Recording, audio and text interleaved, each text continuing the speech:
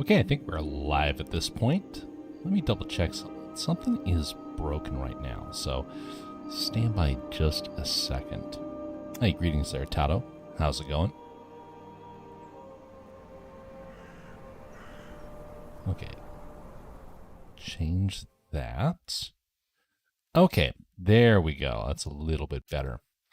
And also I changed the stuff around because I was on someone else's stream, and so I'm getting back into fixing the layout here.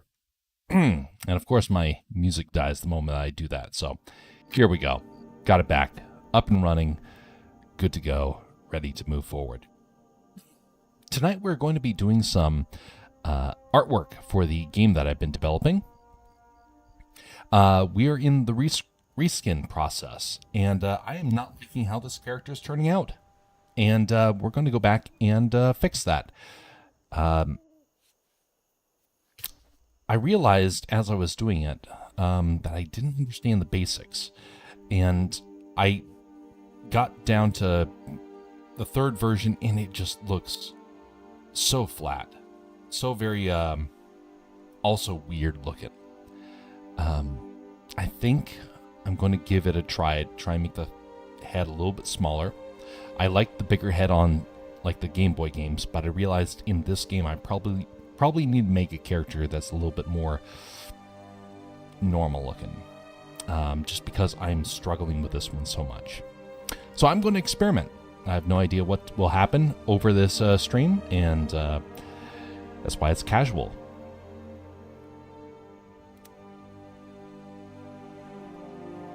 Okay, ready to dive in. Just double checked something again, and we're good to go.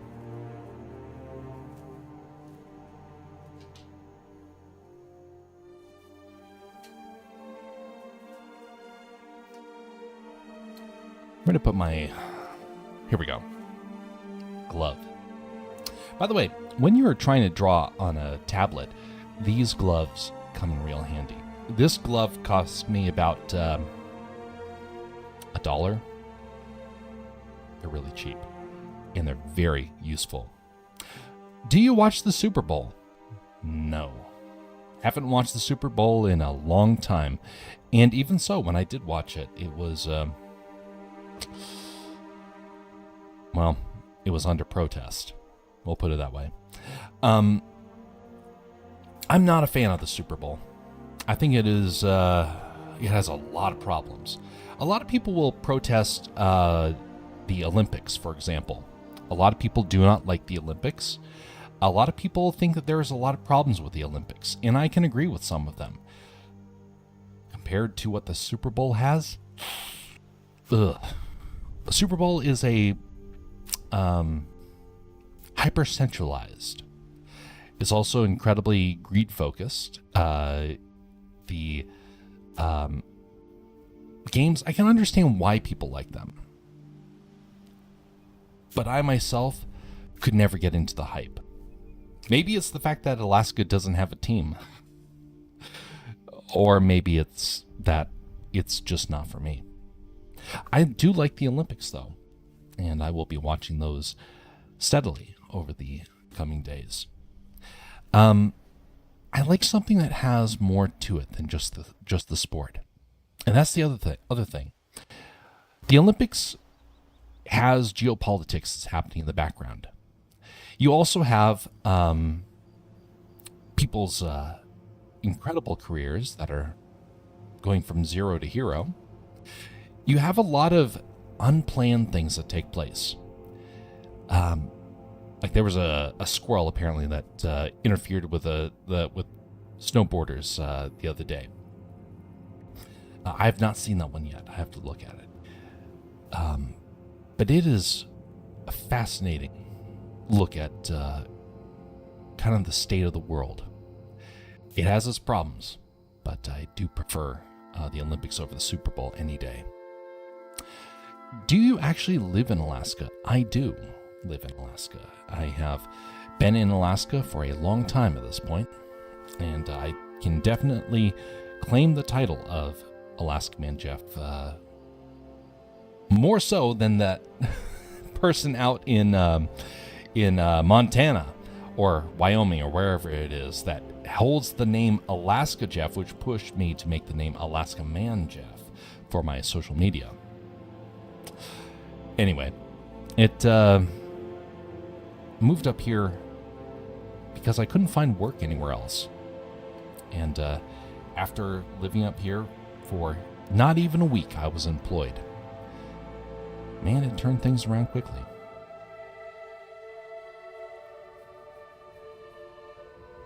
Anyway, what have you been up to, Tato? Let me pull up my reference here. I got a new reference guide for how to do characters in a Game Boy sort of environment.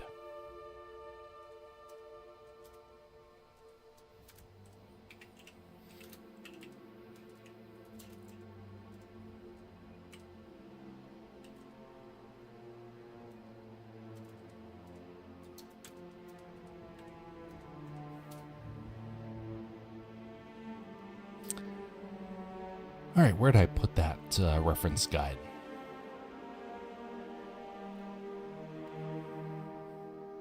Oh, now here's some of them. Okay, I should have saved this as a file, but I completely spaced on that. Well, live and learn. Bring up this reference, and I want to get one more before proceeding. There was a really good one I found. Unfortunately, here we go. Here we go. Okay, now that's a very good reference. But anyway, I found a really good reference a while back. And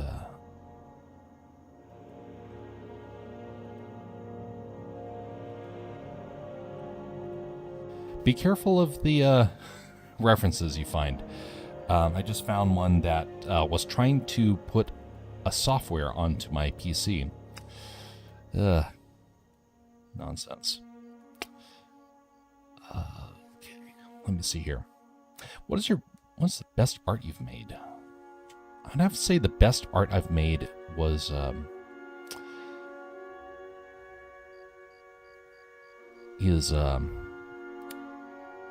probably the drawing that I did for some fans of the channel. It was a request a couple of years back, and it turned out pretty well. It was done in Clip Paint Studio. I'm not very good with pixel art, and I'm getting better slowly but surely. If I was talking about best art in general, though, it'd have to be a mixture of 2D and 3D. That was done with Blender. That one turned out really good, and hopefully I'll get a chance to showcase this stuff through things like this game or through some of the up-and-coming projects. I got a story that is going to require some artwork to be done for it. But right now, most of my artwork has been done actually on commission, mostly for Moonskull, a channel you can find on YouTube. They do D&D games, and I figured out how to make stuff for them with a lot of artwork, and that was very tough for me to do because I'm not a very good artist when all things considered. I'm still learning, and my learning is in desperate need of, well, more practice. It's one of the reasons why I'm trying to focus on making more artwork and trying to figure out how to do it effectively. Because trying to do art is one thing.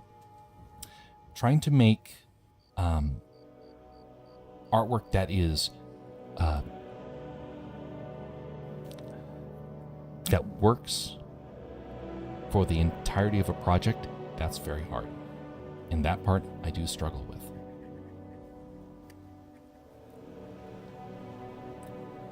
Let's start off just by silhouetting.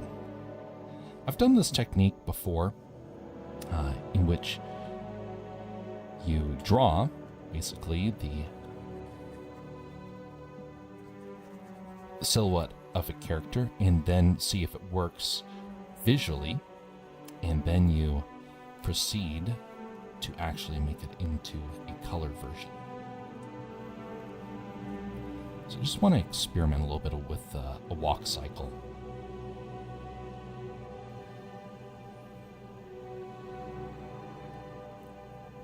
Give this guy a backpack? No, not yet.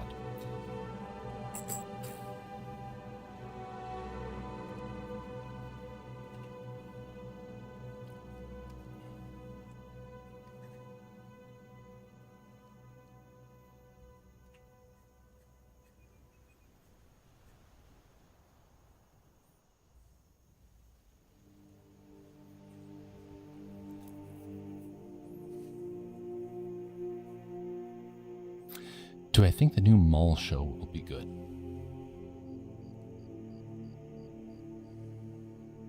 Well, let's put it this way. It has great potential. Will it be good? I really don't know. Because I have a gut feeling.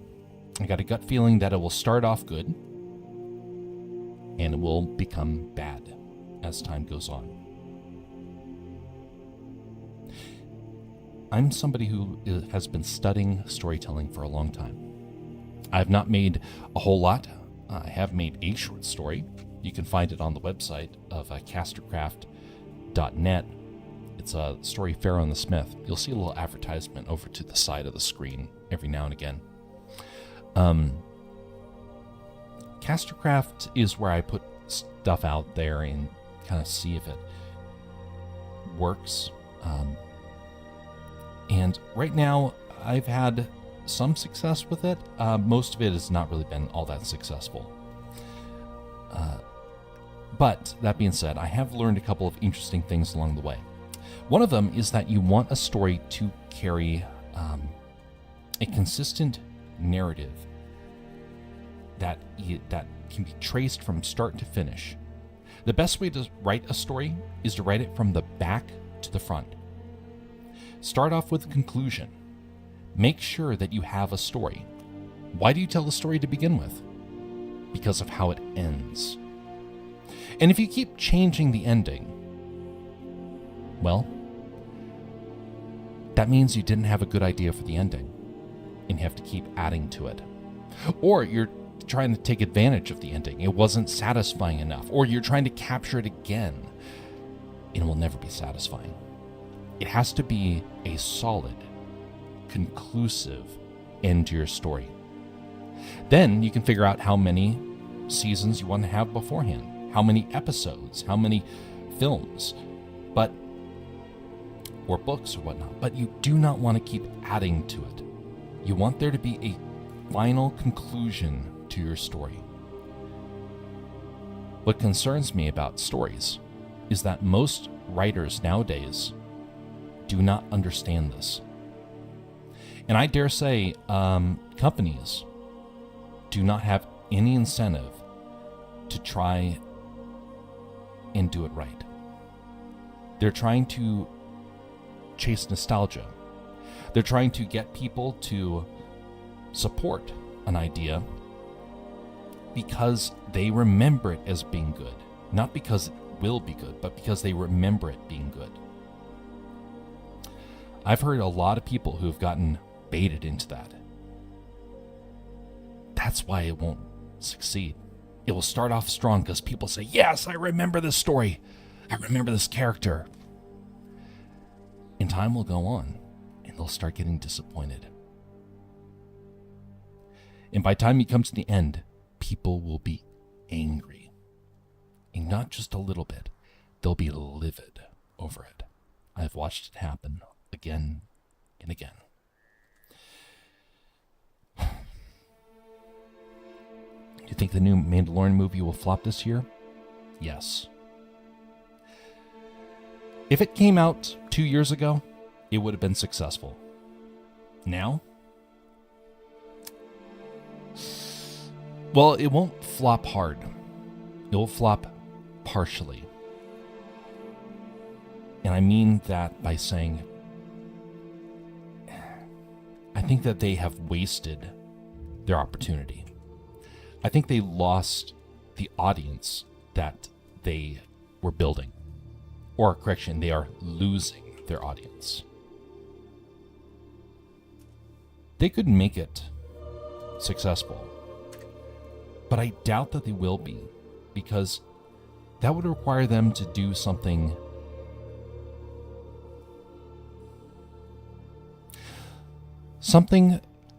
out of the ordinary, and Disney does not do that well. In fact, Disney is notorious for avoiding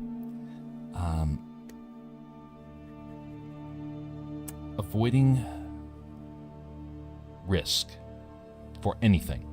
They've been putting all their efforts into trying to create a series of rules and AI functions, what they used to call the algorithm for film, which was the equation. There was an equation for everything. The movie Frozen was actually a movie made with this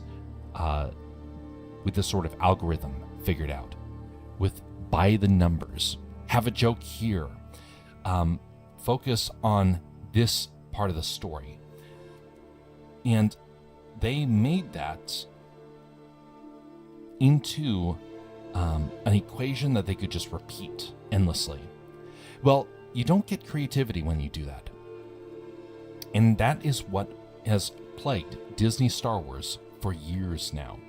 They don't understand how to create a story because it's good. They don't know how to come up with an idea because it's a compelling narrative. They only know how to do something because the numbers say to do it. If I told you that that Disney had a story that they could have done based upon how the sequel trilogy was what the sequel trilogy was, because they've already made it, you could have actually made that story successful. A lot of people would say absolutely not. It has to be the original characters. Those people do not understand storytelling because all they know is nostalgia. Nor do the people who just ignore nostalgia. They're not good storytellers either. You have to find somewhere in the middle. Let's put it this way. You can have, for a story to progress, you have to have something new. You have to have new characters. You have to have new story arcs. Things are going to change. You're not going to get the same lightning in a bottle experience twice. Nor should you. What you need is to find something that is compelling, that tells a narrative that fills you with nostalgia, but also excitement. That's why you have to write the ending first. If the ending is good, and you go up to somebody and say, hey, this is how the story ends, then people are like, oh, well, now tell me the build-up to that ending. If I told you that a story is just good because of character design, it's not going to go very well. But yet that's how studios decide what sort of stories they're going to make. I would love to be a storyteller talking to Disney and trying to help them understand this concept, because there's so much that I would love to cover with them. Writing from the back to the front, how to incorporate nostalgia with something new. Also, how to avoid beating a dead horse. No, I'm not talking about an actual horse, but I am talking about the importance of making sure that your story doesn't repeat the plot line over and over and over again. Like The Force Awakens.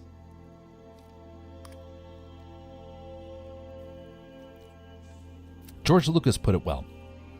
He said, you need to have the story be in a circle.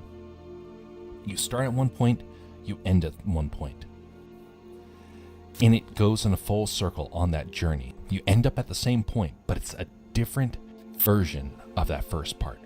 And everything in the middle is about this progression, and that's where the excitement happens.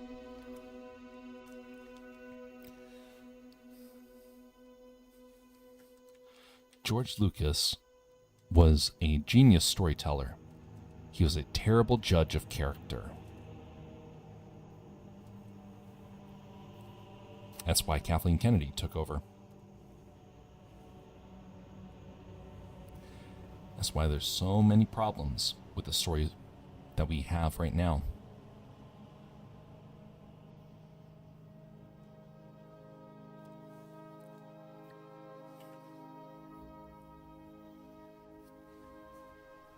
Have you ever hurt your wrist? Thankfully, no.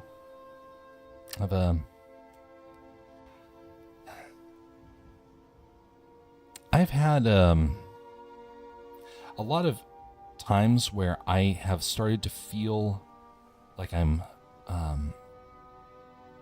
where my hands start to hurt, and I'm what you would call pain avoidant. I'm not afraid of pain. I'm pain avoidant because I understand that, well, you only have one body, and there's a very real chance that you'll damage yourself in this life, and you want to limit the amount of damage that you do to yourself. I've known some people, they draw and they do it outdoor activities, they injure themselves, and then they hurt themselves even more. All they do is work and labor. And then they have carpal tunnel, which will probably happen to me one day.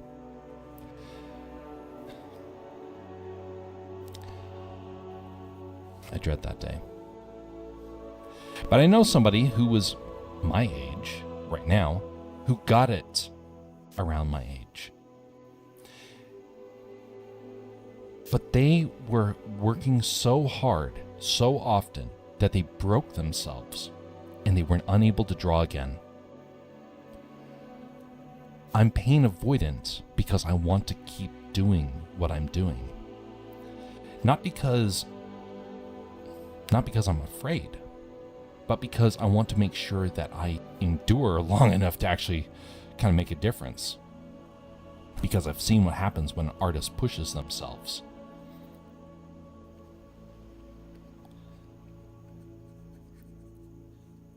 But yeah, it is a problem. And thankfully I've been spared so far. But that could change in a moment. I could fall, injure myself. I could end up kind of trying to push through it. It would not turn out so well.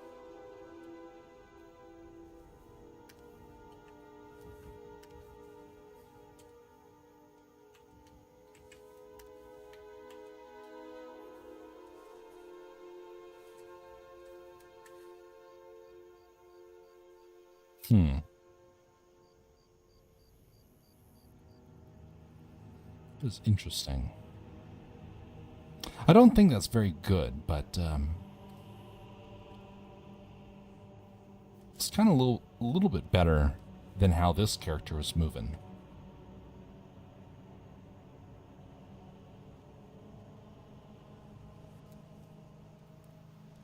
Now I got to turn this into 3D.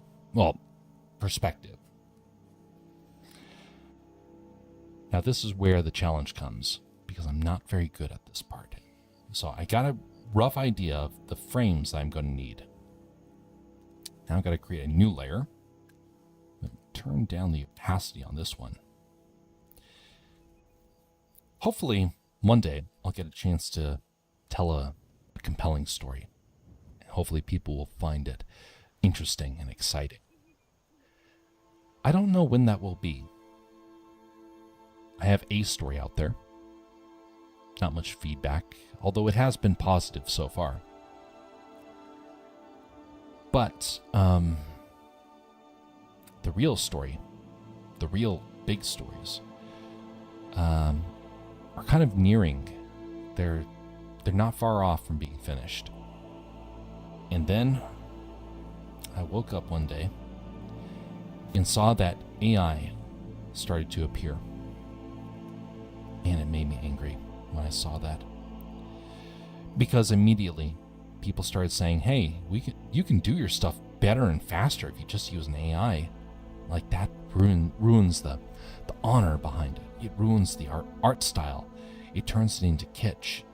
And I couldn't stand it. I'm still trying to fight with the idea of how to stand against AI. Because, man, it is not easy. There's a lot of people that want me to embrace the machine. But it would go against the very narrative of the stories that I've been telling, which is about trying to focus on honor, on values, on morality. And AI breaks so many of those. I would never be able to do that.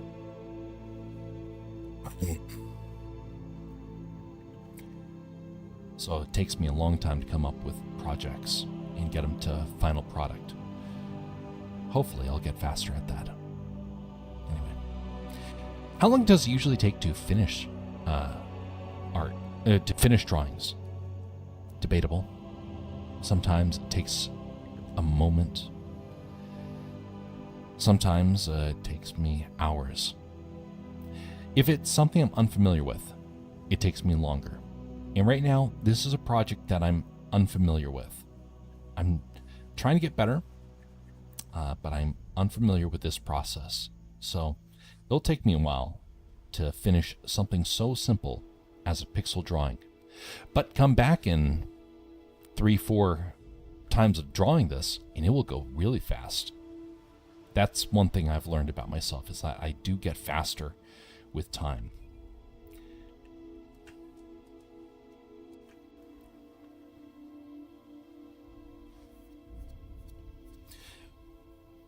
What website do you use to draw on?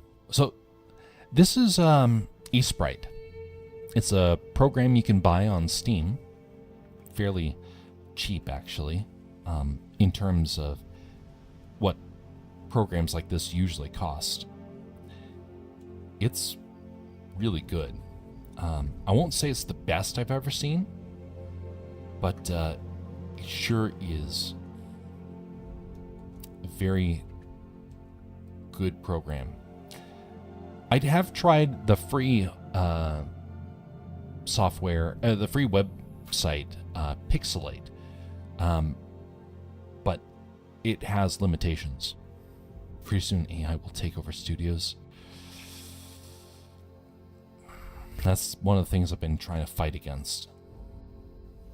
Realizing that a lot of people, a lot of companies want that to happen. If you think that companies have messed up with current films or whatnot, it'll get worse with AI. I've already seen it happening. Not everyone understands the importance of how to tell a story good. And I need another frame here, but I'll figure that out as we go along. But it is something where I have noticed this. People that think that they can use AI to make basically what Hollywood has made, they look at that stuff and say, oh, I can do better. But when it comes down to it, they don't have the stamina. AI comes along and offers an easy way to do it. But the problem is that then it's just remixing everything that's already been made. It has a hard time trying to make something new. What's more, it makes you a slave to the program, to the AI. Creativity will plunge because new things are not coming about. AI is a machine, and it removes the most important factor in the creative process: human beings. When it removes us from the factor, why do companies need us? They'll just use the AI to lock down certain ideas. They'll use it to thwart people's creativity. It'll become a drain of finances like you've never seen. It's a scary, scary future for that. I will resist the AI at all steps. But I do realize that the ability to do so will be limited to each and every one of us. Not everyone will make that decision. And I am sad to say, I know a lot of people that very much do not really seem to care. A lot of people do care. A lot of people think I'm crazy for the route that I've been taking. Time will tell. I'm so convinced of this. I am fine waiting and being proven out over time. I tell you what, though, it's frustrating when you have to wait a long time to be proven.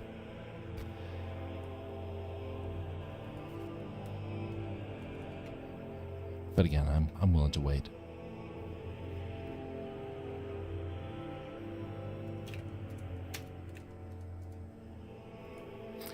Right now I'm changing one of my hotkeys because it's acting up a little bit here.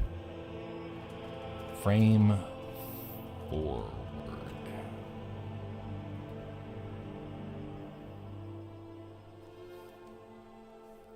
There we go. Oh, I got another one here. Okay, I gotta... where is that? I want, this one right here. It will be this one. Nope, not that one. This one's going to be radial. On-screen keyboard. No, we're going to turn this into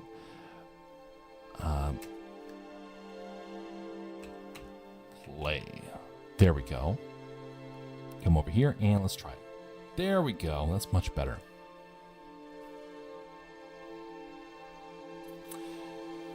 Do you think AI will be used by studios and people will be fired by 2030? It'll be sooner than that. It'll be sooner. That's why it will take us to resist it. I've already seen it taking the jobs of friends. I've already seen it coming in and alienating people. AI is going to take your friends. It's going to take your job. It's going to take your meaning. God did not place us on this earth to be ruled by a machine. The machine has no ability to think. Never will. But it does have the ability to use the control of the one in charge and project it upon everyone else against their will. That is what's scary about it.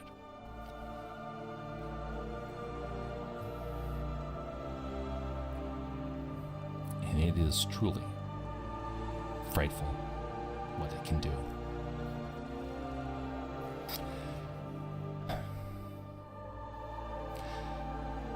If you were going into work and you think, oh, if only a machine could take over my job, just remember this. The company also will gladly replace you. And then suddenly you're dead weight. Why do we want this guy around? Why should we even give him food? He shouldn't even be allowed to live. By the way, those are the arguments that you're going to see with the AI enthusiast, because they're already happening. Already. There are people out there that are pushing that sort of mindset. Some people are embracing it. I value people too much. I will never sign on with that.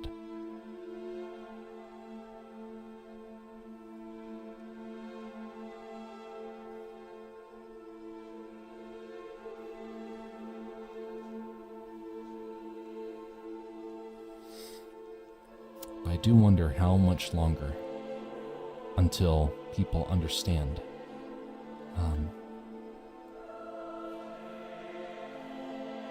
Because I don't think that enough people are paying attention.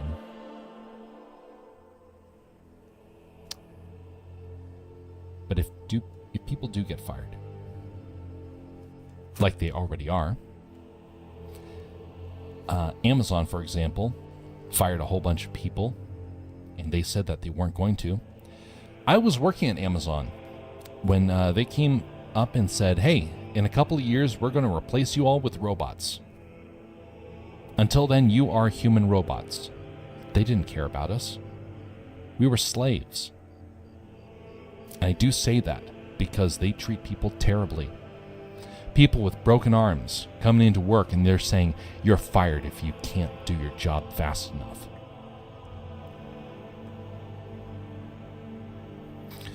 I was at Disney when the company came in and said, hey, we're going to replace you all with overseas workers. You thought that you thought you mattered to this company? We're going to replace you, and we're going to do so with a smile.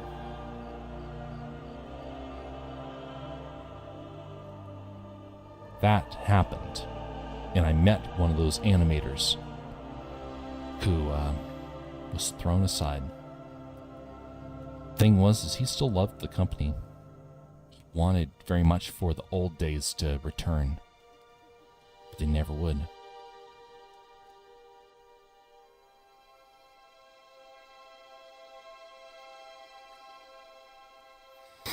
Never would.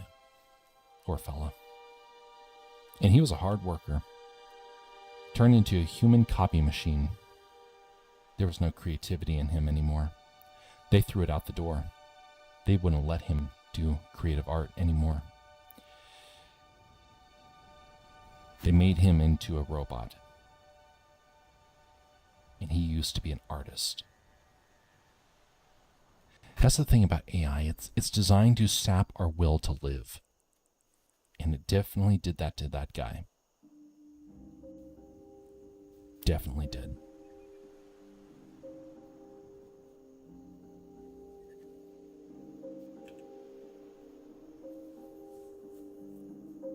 Do you have a favorite artist or artist in particular? Art or artists in particular? Like music?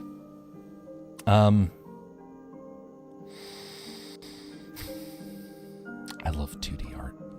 I love 2D animations. Lion King, fantastic film. Beauty and the Beast, phenomenal. Those sorts of movies were what inspired me the most. I love stories that have deep, philosophical, spiritual meaning behind it. Lord of the Rings, incredible film. And that's a live action.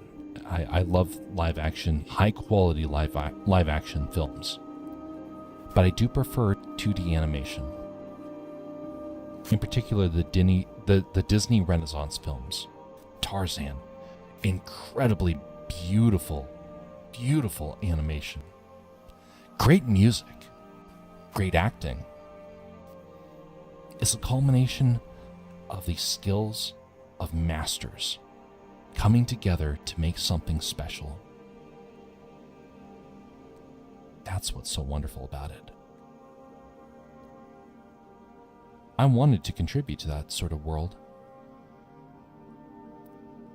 And I was not allowed to because that sort of position was taken away.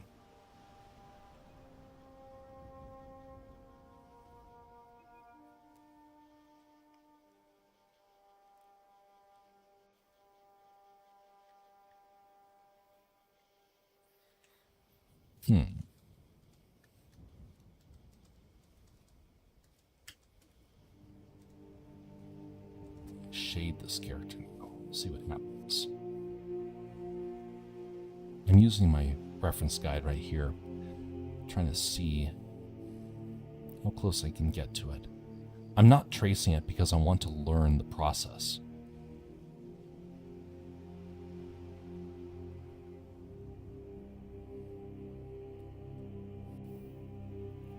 Watch The Hobbit. I watched the 2D in live action, and I personally really liked the live action one. I think the animated one was a little hokey. It was not good. Did it have its good moments? Absolutely. Man, I struggled with it though.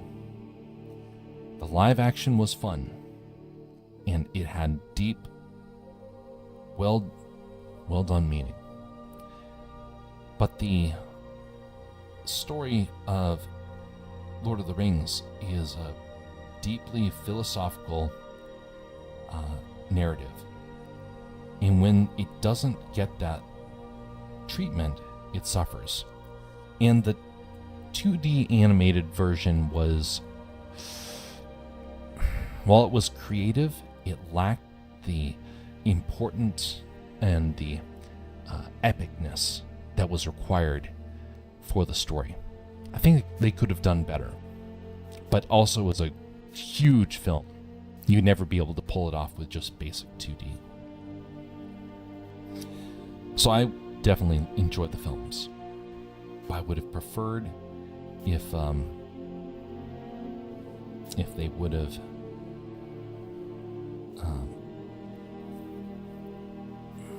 done the 2D version better. So in that sense, I prefer the live action. And by the way, the Hobbit films are not bad. I really, really like them. But I know a lot of people, they think that somehow if they get angry about something, that means that they have an opinion. No, what it means is that you just get angry about it. But the Hobbit movies are masterpieces. I don't think that the story is as compelling, but it's not meant to be. It's The Hobbit. It was where the story started. But if you watch it in progression, from the first one, from The Hobbit, the Unexpected Journey, to the Return of the King, is a really good story. Well, it's my bedtime, but have good luck with the drawing. Good night. Same to you, Tato. Thanks for coming by. Rest well.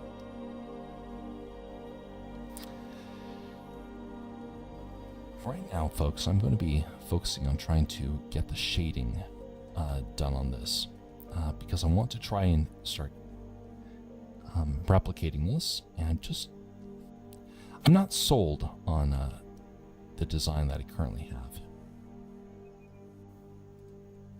Actually, I better keep it like that for now.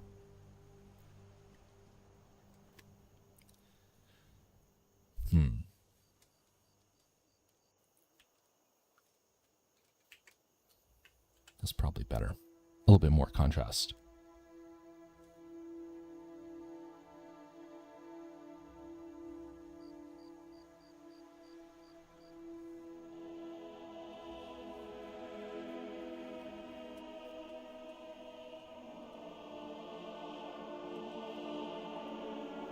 I'm not liking this color. Let me see if I can grab a color from over here.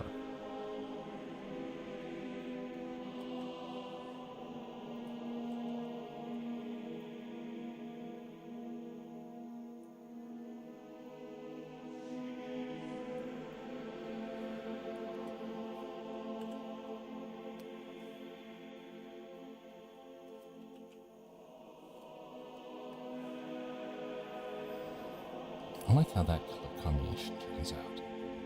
I'm not very good when it comes to color, so I don't have a problem grabbing a color from somewhere else. Just because, well,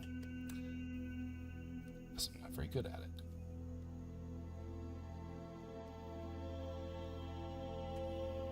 There we go. I like that better. And now let's grab a color down here. This will be our outline. Because it is against a dark background, so we want it to be a little bit brighter, but not too bright, so we'll do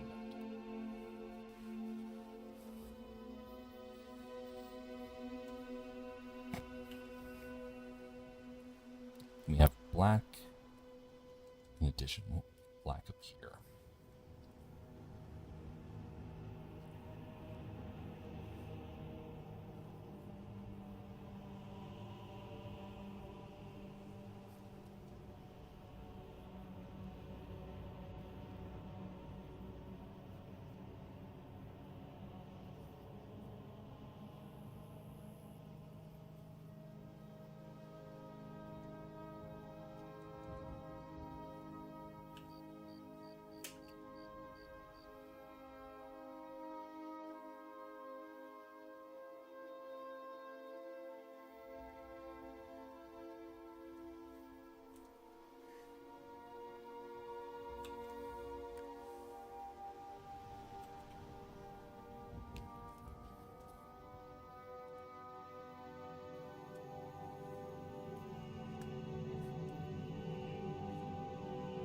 Greetings there, Impressive.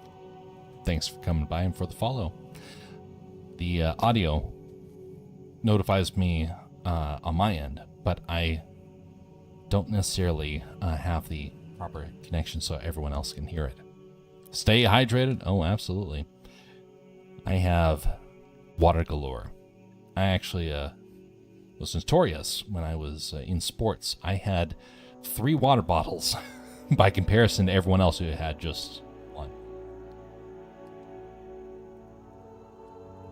Up here in Alaska is incredibly dry.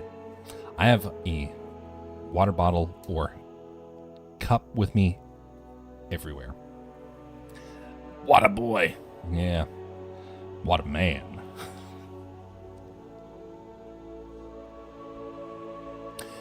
I used to drink a lot of lemonade. By the way, lemonade's actually really good for you, but I drank so much of it, I actually got horrible, horrible cavities. And I learned the hard way that I went in to see the dentist one day, and he suddenly surprised me when he said, we got a problem. You have cavities galore. I'm like, why? I'm not drinking soda. I'm not having candy. And he said, have you had anything else that is acidic? Well, I have lemonade. And he's like, oh no, that's it. Lemonade's horrible for your teeth. I was like, great. But I love lemonade. Love limeade too. Limeade is one of my favorites.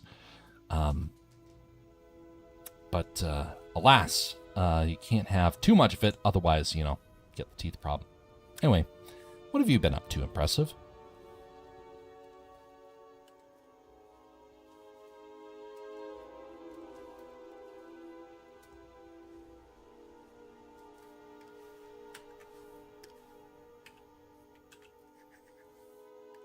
Right now I'm trying to separate out these elements so I can be able to animate them individually.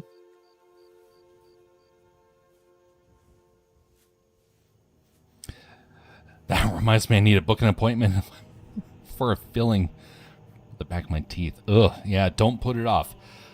I put it off. And I got extra cavities because, lo and behold, cavities spread. I had no idea. So if your teeth are in bad condition, then yeah, you don't want it to go on for too long.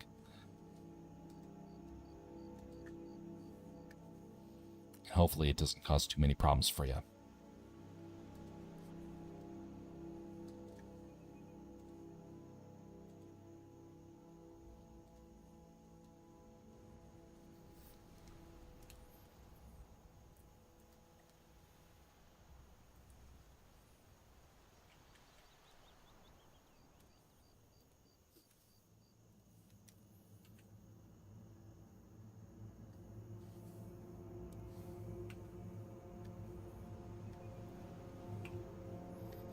Bring the opacity a little bit. There we go. because I'm trying to match this now. Grab that, come over here, paste. Let's just go through it like this.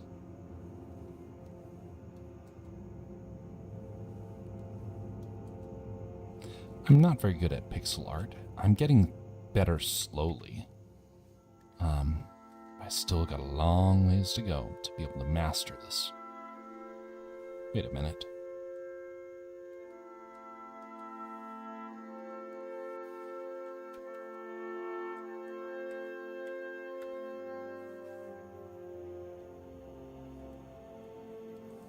There we go.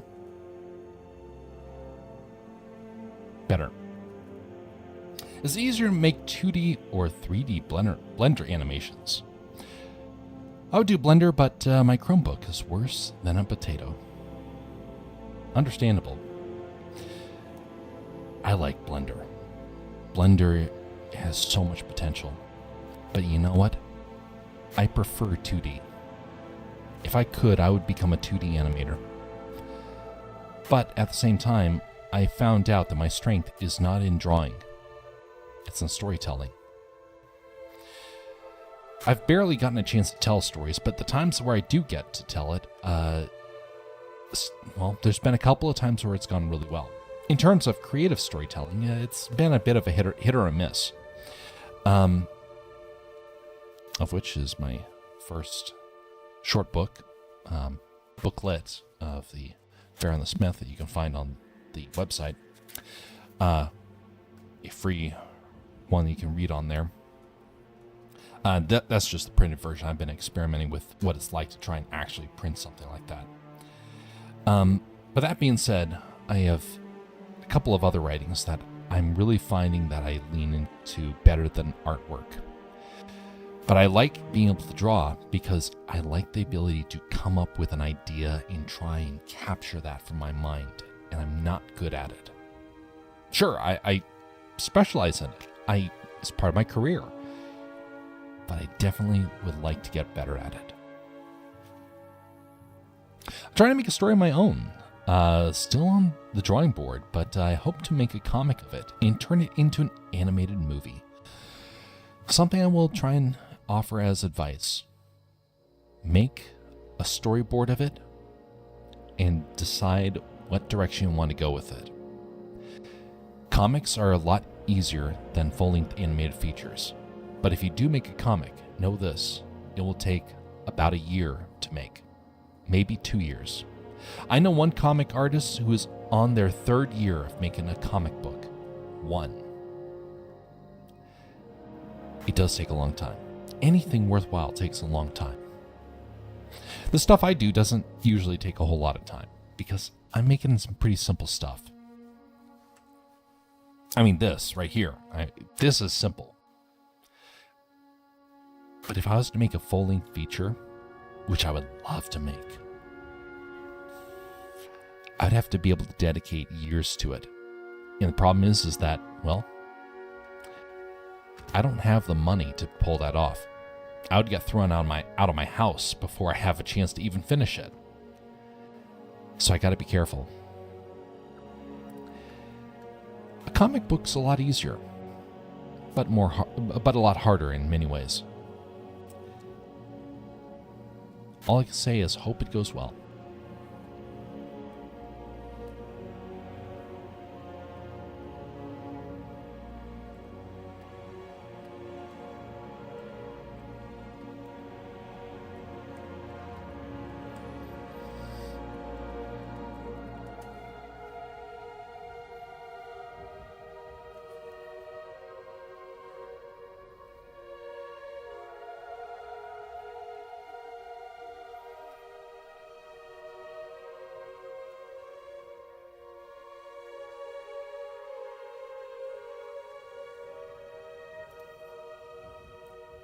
Maybe I should add a nose to this guy.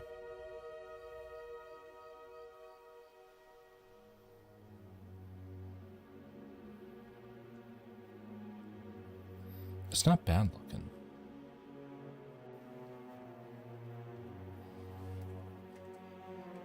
Yeah, definitely. I'll add a nose. And what else should I add to that?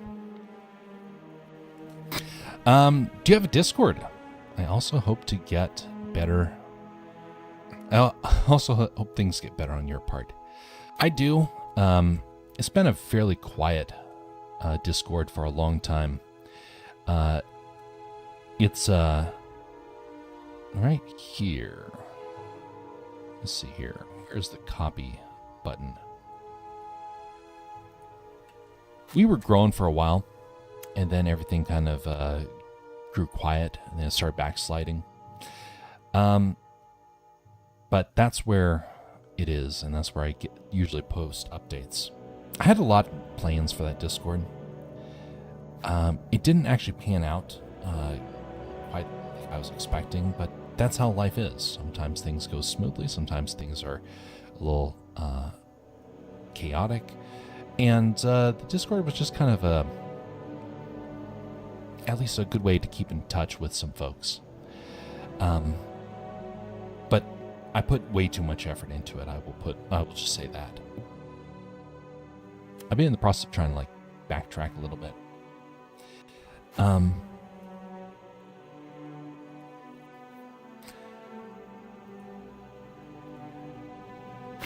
Yeah, welcome there. Let me change your role here. There you go. Hey, welcome to the Discord. Hopefully you find something meaningful there. And feel free to ask our questions over there. It is something where we do that a couple of times. And if nothing else, you will get a chance to see when things are going on around, and you'll get a chance to see what other people are doing as well in the art world. Time to post my horrendous art. Well, there's an area for art in the greater community, so feel free to try and use that.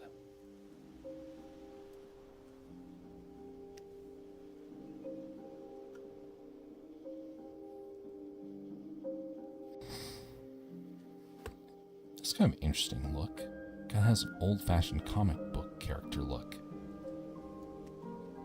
Not quite what I would need for this character, but not bad.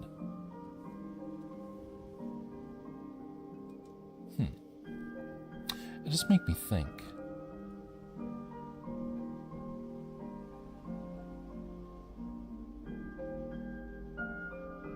This thing looks like a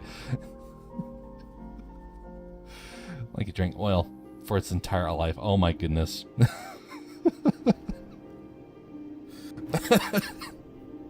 Poor Stingray. Poor Stingray. Very nice. Paintings are, I got started trying to do paintings years ago. And I learned the hard way that it takes a whole lot of effort to make a really good, solid one. And I did not know a whole lot of great techniques, and I only recently started learning them.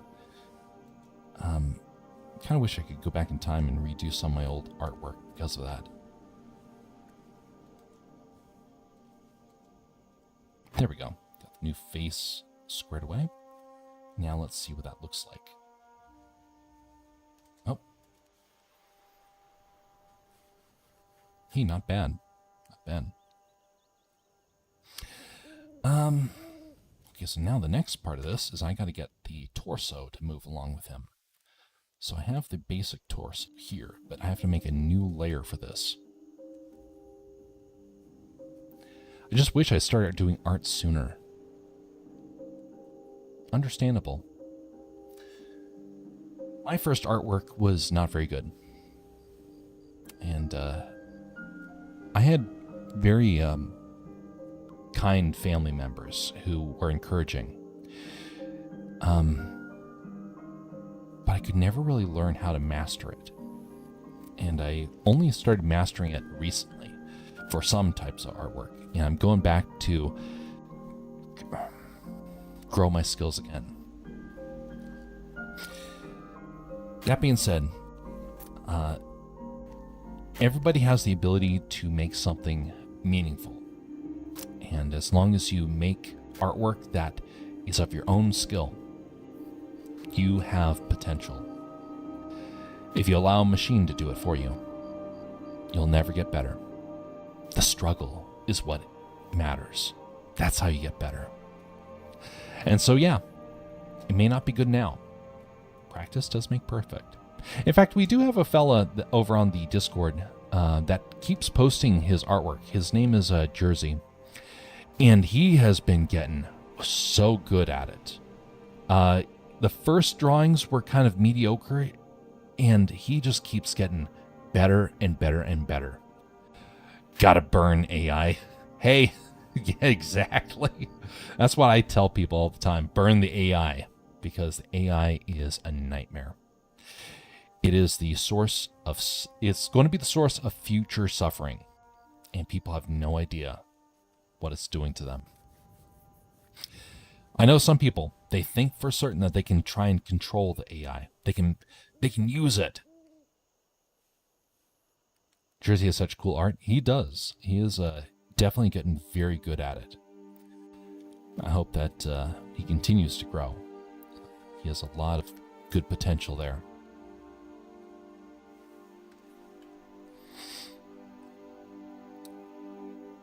But struggle is important for us to be able to get better. And sadly, a lot of people are scared of struggle. Struggle is not bad. Suffering is not fun either, but even suffering is good for us. It makes us better.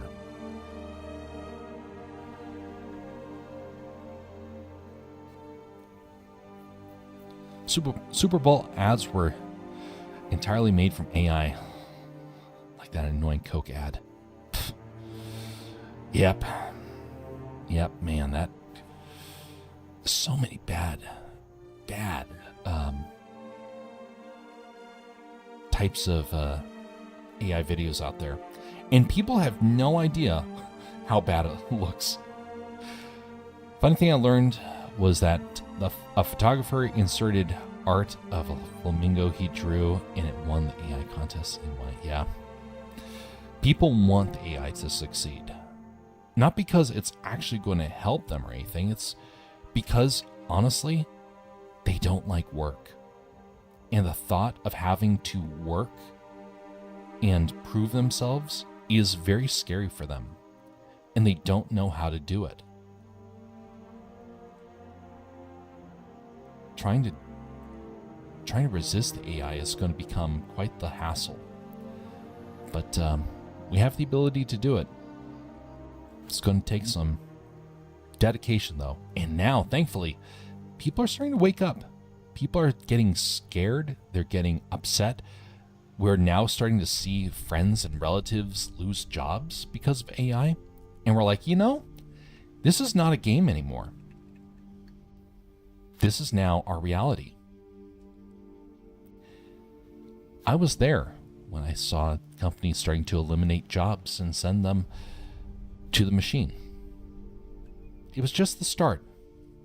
And it wasn't. And they came along and told us that it was going to get worse. And they were happy about it. Like, you don't need to work. If I don't work, I'll go insane. We all will. And people don't think about that. They think about what is possible rather than what is good. And unfortunately, a lot of folks hate the idea of labor. Even though labor is good for us. Labor is good. But I don't know how many people are willing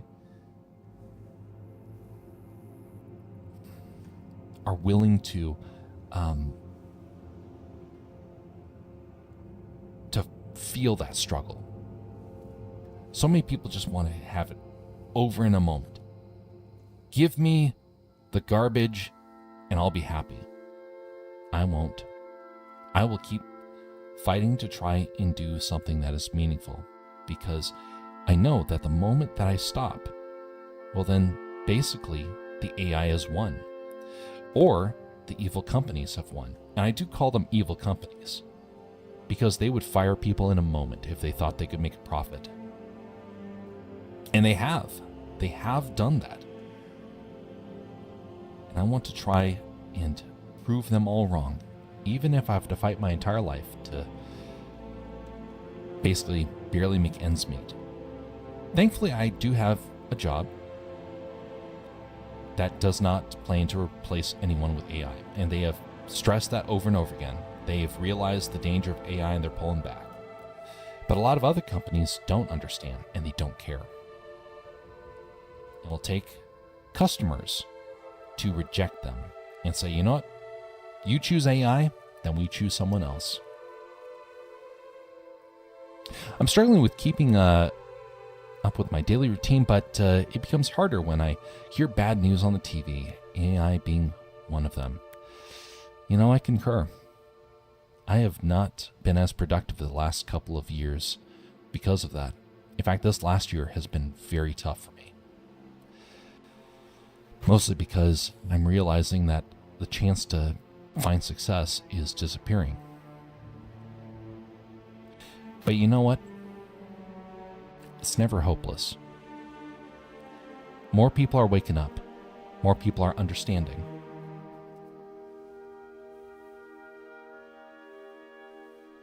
A godly man can fall many times and get back up. Someone who is greedy, gluttonous, like these companies, when they fall, they don't even try to get up. They just quit. If you have the ability to keep getting up, it will get better.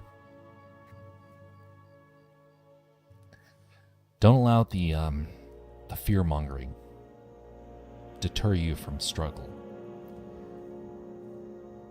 Keep pressing on, even when people mock, because in the end, they mock because they don't understand. And one day they will. And then they will come to you trying to find guidance in the times, because you will have withstood the trial and the struggle with the machine.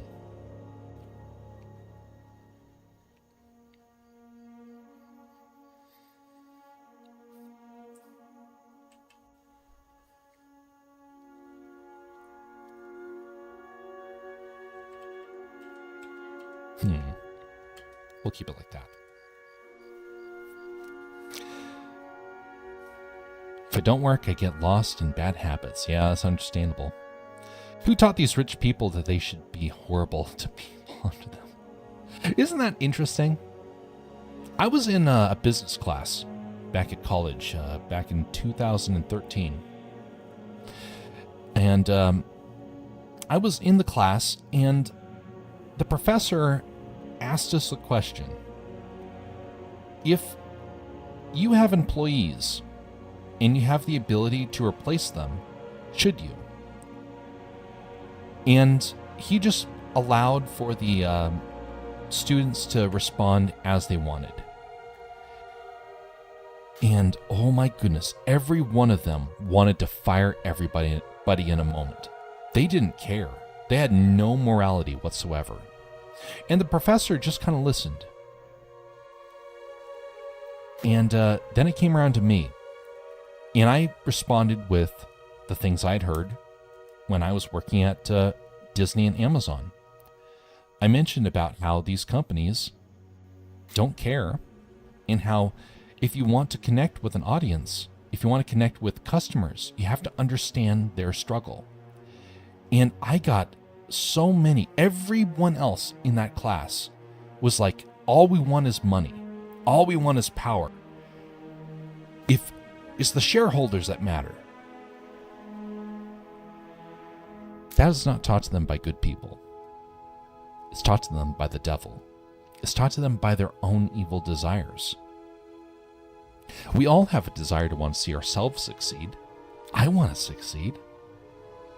But I don't want to tear someone else down in order to do that. But I know many, many people that would gladly tear someone else down in order to succeed. I had that chance. It was a brief moment. I could have tore someone down in order to get ahead. I chose not to. I missed out, and that guy is very rich, very successful. No consequences. That's how it's going to be. But he cannot compromise values. That's the one thing these companies don't understand. It will come back to bite you. I hope you have a great year. Thank you for the amazing advice. Well, much appreciated. And hopefully, the time that you spend around here, you'll get to hear some of that here and there. I do ramble a lot, so sometimes I say stuff that matters. Sometimes, well, it's not as successful as I would like.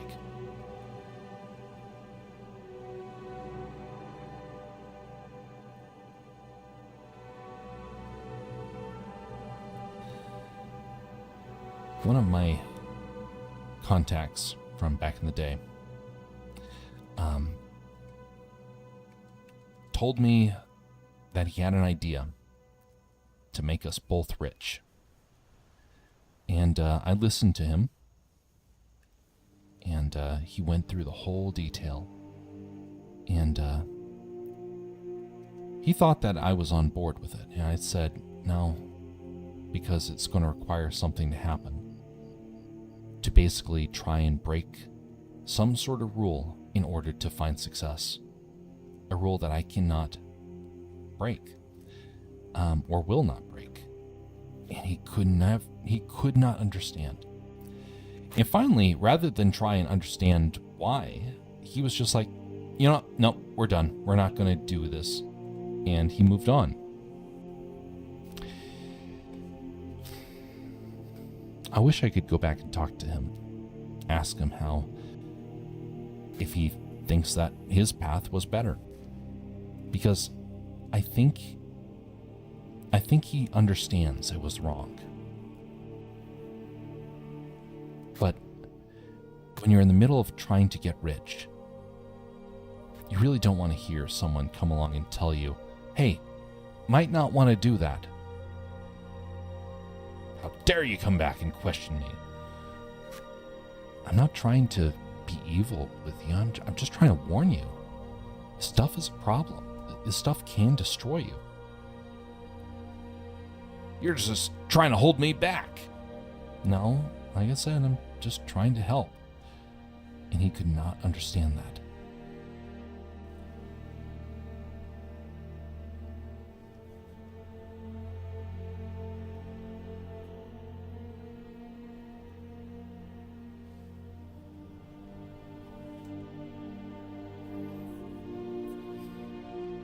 Try and keep posting more of my art. I love hearing your stories, but I have to go take a shower. A year before, I did not shower as much, but I am changing that for the better. Good idea. Stay clean and healthy. Indeed. Thanks for coming by, and hopefully you get to see some good progress with your art this year. Stay productive. Stay civil. And we'll see you next time. Whenever that is.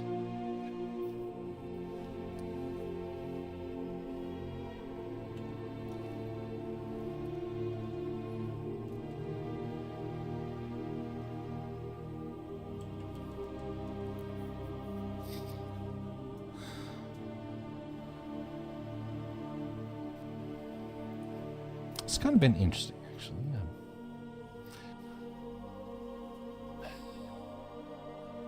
It's been interesting this last year. Let me see here. Rumble's still going, YouTube's still going. We've been streaming to 3 platforms this last year. I can't say it was necessarily a good decision. I mean, it's been interesting. But it is curious to me to kind of see how things have changed. Every platform has its pros and cons. And there's a lot of people out there who want to see one platform succeed and one fail. I used to think that there was some merit behind that. You have to have one platform and one platform only. I changed that tune when I started noticing some problems, because platforms change, sometimes month to month. And I found out the hard way that, well, there's some platforms that are going to surprise you. They'll come along and change the rules in a moment and give you no warning whatsoever.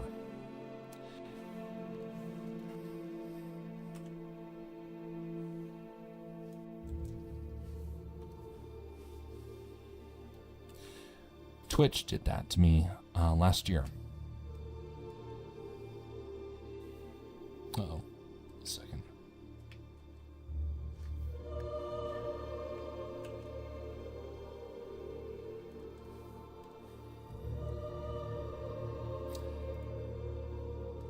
A second here.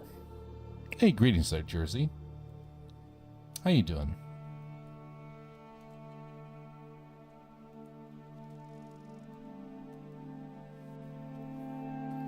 Okay, let's do this. Hopefully this fixes the problem.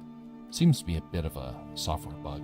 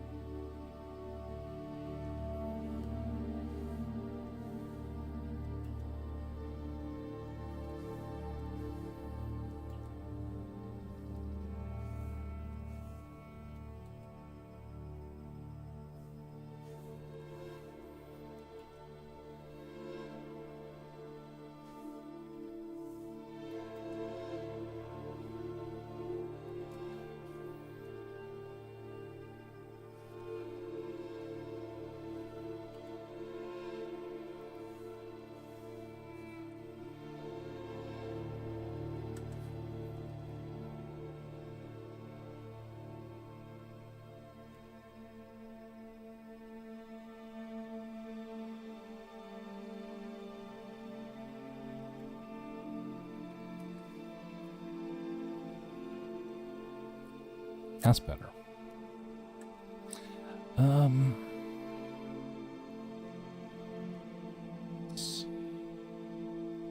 next? I'm going to have to shrink some of these elements. Why bald? A good question.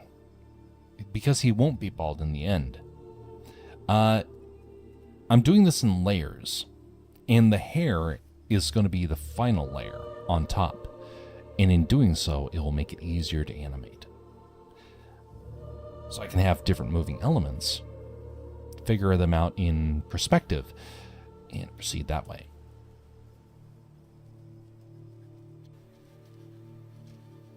Okay.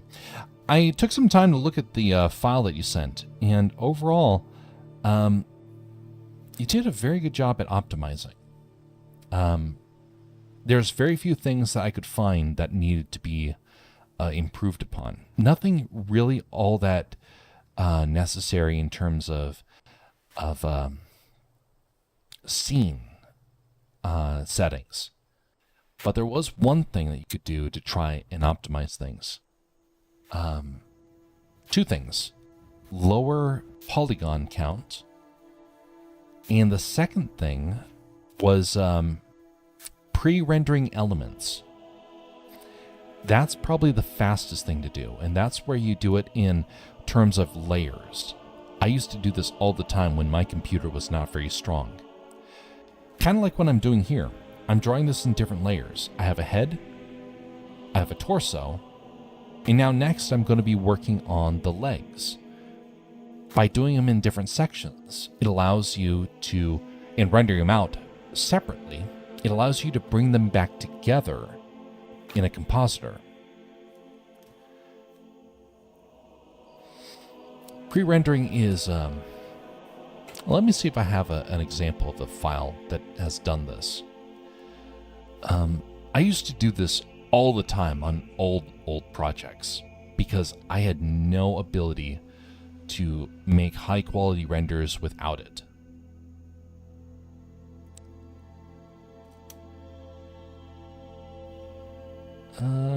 Let's see here. Pre-render.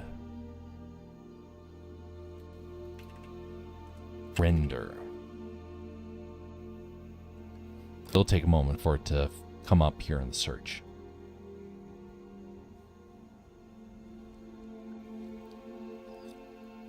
While we wait for that, how have you been, Jersey?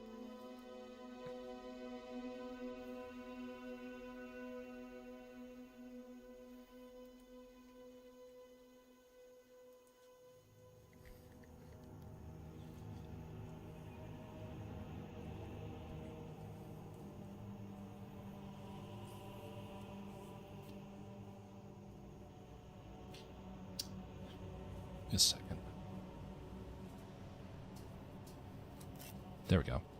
Dropped my pen. Couldn't find it. Alright, it's going to take a while. I'll leave it going here while I draw the next part here.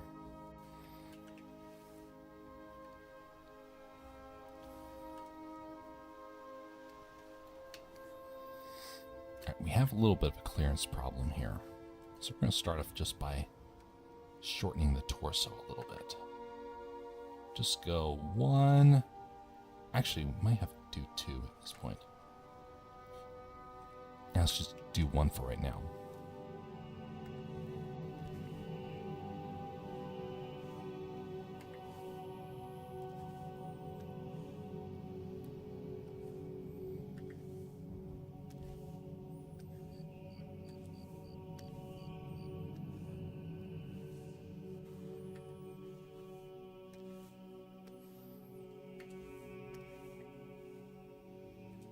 There we go. Ah, here we go. Pre-render elements. Okay,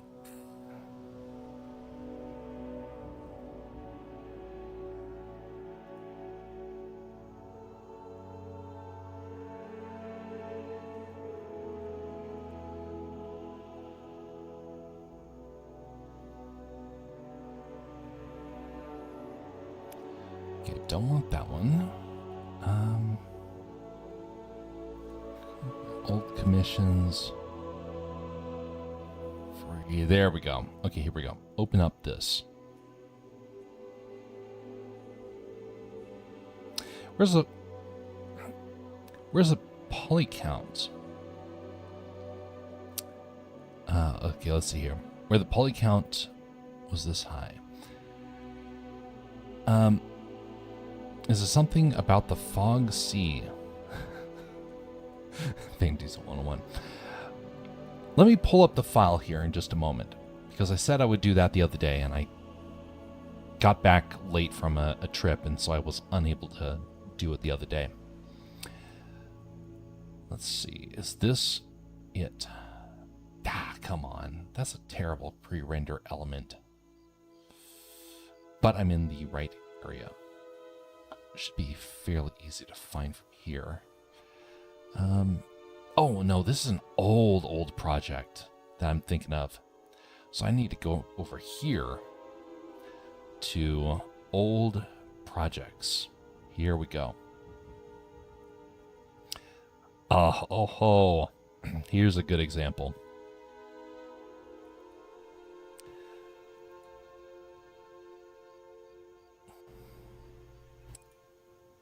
Pre-render.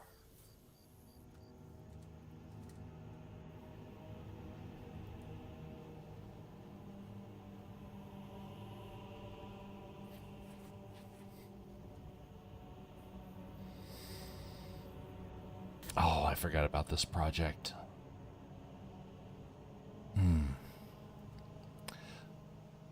I wish I could go back and change some old projects I worked on. Renders. Final video.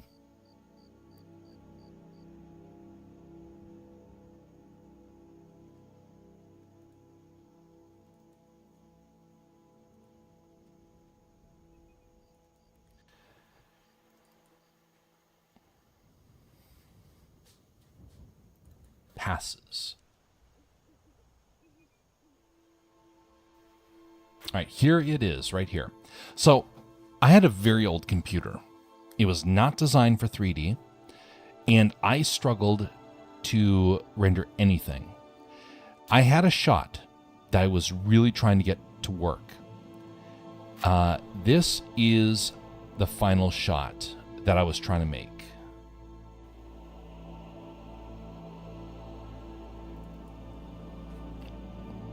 Pull this up.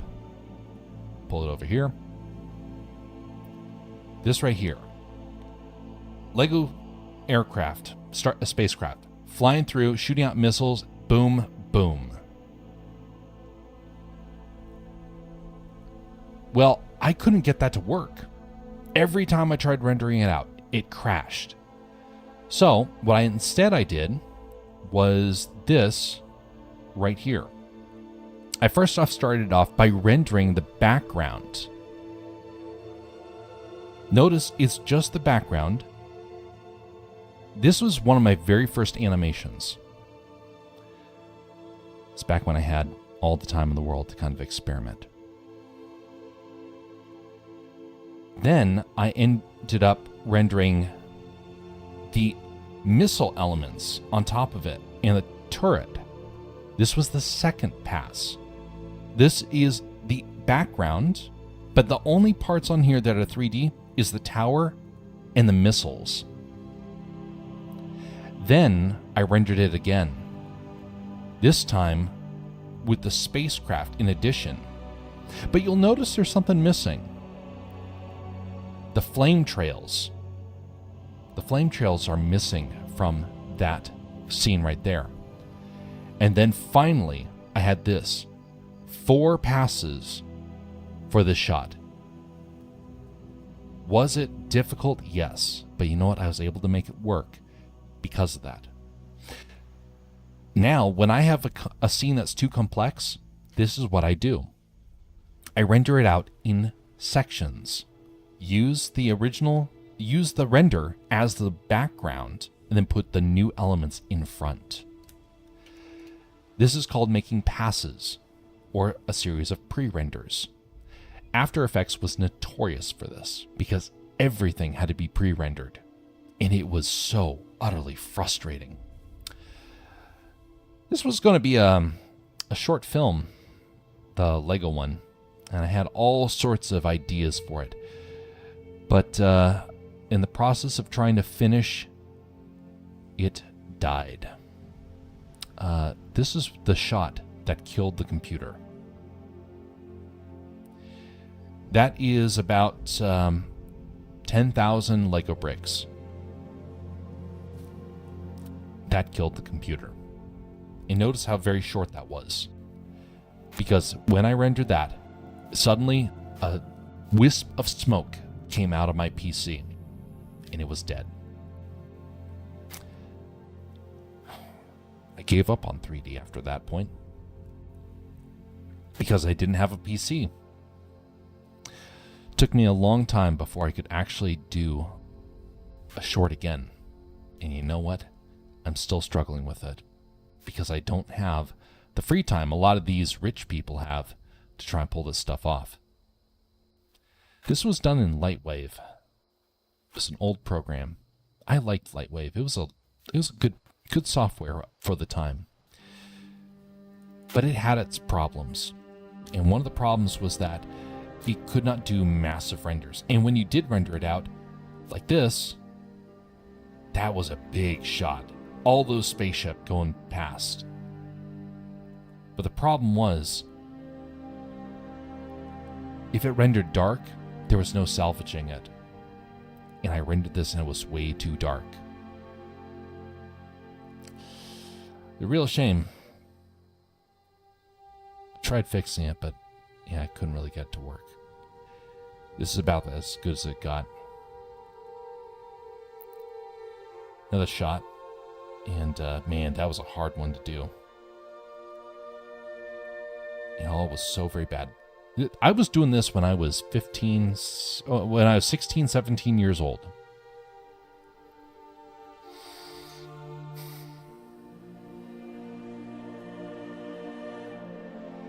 time has flown. And yet not at the same time. Okay, I'm not going to be like the numbskulls that are like, oh, life is just flying by. It flies by because you're not doing anything. Another shot. By the way, the world that this Lego short was about is the same one I'm trying to develop for this game. So it was just 4 layers on top of one another. Yes, that's what it was. Do you stitch them together in Blender or another program? So on Lightwave, I could do it inside the software when I was rendering it. That was not the best option. What you want to do is make a series of PNGs and then stitch them together either in Blender or Resolve. That's what I do in Resolve. I bring them together, layer them on top of each other in that way. All right, let's open up the scene. Take a look at this thing, and I'll show you what I'm talking about. By the way, it does make your render time longer overall, but allows your PC not to choke on itself as much.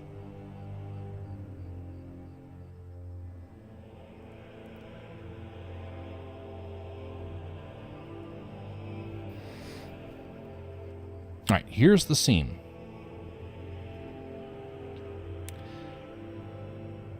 So one of the things that you can do, for example, is hide a lot of the elements that are out here. We're just going to start hiding stuff. We're going to take this, and we're going to move them to a new collection. It's going to be Pass 1. And for now, we're just going to hide that. Move that to Pass 1 as well.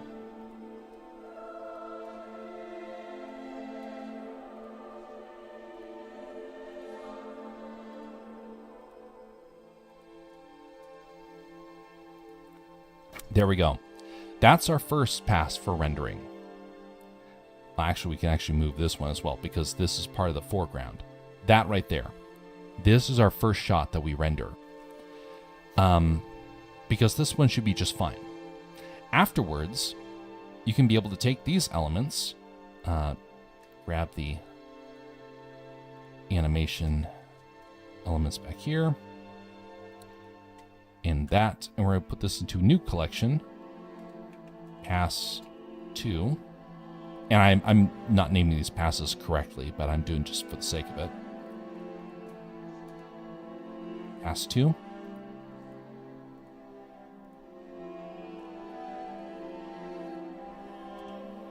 Pass 2. All right, so now, here we have it. Pass 1, or, well, the first one you would render, and the second one. You now have 2 different passes to render, and then you can bring them together. Just layer them one over the other. Problem solved. You can break it down more, but for your shot, this is all you really need. It will still take a long time, but it won't take as much. Now there's one other thing you can do. First off is your particles. So your particles are part of the problem. The reason why is because of this. You have your elements, which are technically rain elements. It's the droplet right here. It's the shading that is the problem. It is is that you have reflections and refractions happening inside of this droplet. Where was that? Jump to target.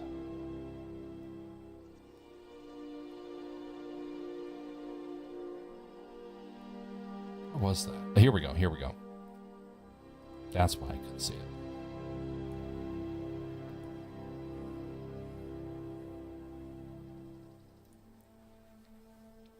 So your droplet has a glass material to it. But I want to show you what this looks like. So I'm going to take this right here. I'm going to render out a frame. And then I'm going to show you what happens when we change things up a little bit. All right, we have everything here. Let us render a frame. It'll take a little while. Not everything has to be super high quality, and expect there to be audio problems at this point. Sorry, it's going to happen.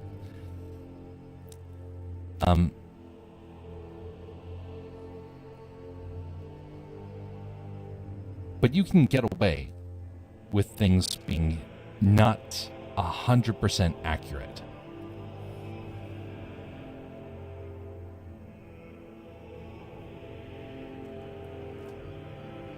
All right, so here's our shot. Zoom in, it looks fairly normal. And it actually looks pretty decent. I mean, it's got the proper reflections, but this is moving fast. It's not going to be as important to have just the perfect little tiny shines on there. And we can be able to get away with changing that. So because it's a moving element,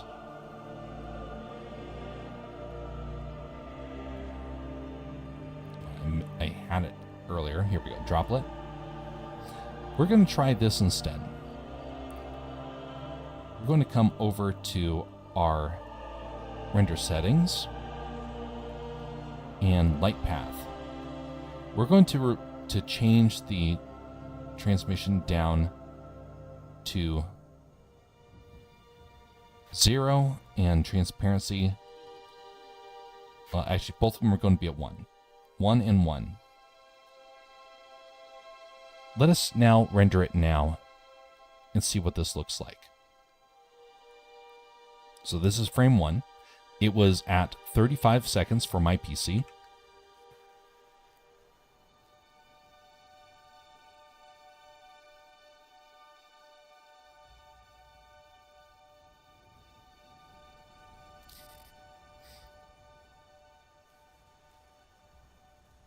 I know it's not going to look good, but watch what happens.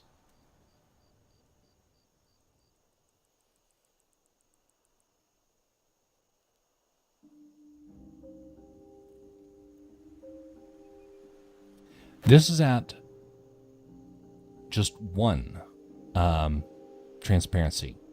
Notice what happens for the water droplets. They look the same. So this is the first one. This is the second one. They're barely noticeable. Now there is something else going on here, and that is the characters right here. This is why the benefit of having different layers helps out. Because you can render the rain as a separate element entirely. That can be past 3. And you can have the settings turned down really low for the rain on that. So that one took 25 seconds.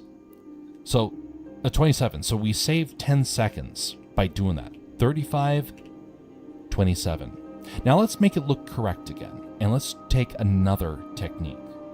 So we're going to increase the transparency back to 12. 12 is actually a pretty decent number for this. And now we're going to grab the droplet and we're going to change the material. Let me come over to the shader. And just for the sake of it, we're just going to go very basic. We're going to have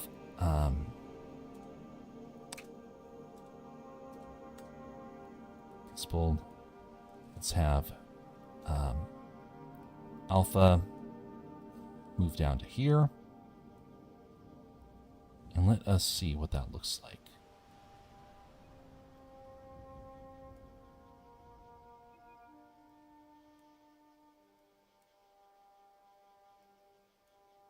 A lot of this is guesswork, so I completely understand that it can seem a little confusing when you're making that.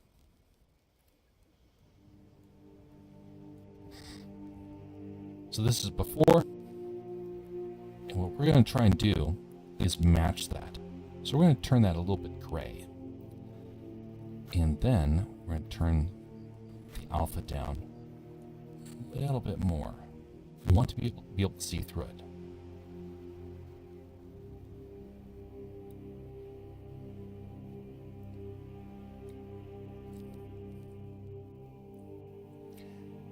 It's very similar. It's not the same and will never be perfect. But you have to find the areas that you can kind of save some time on. Let's come over and see what this render looks like. So this is our third one.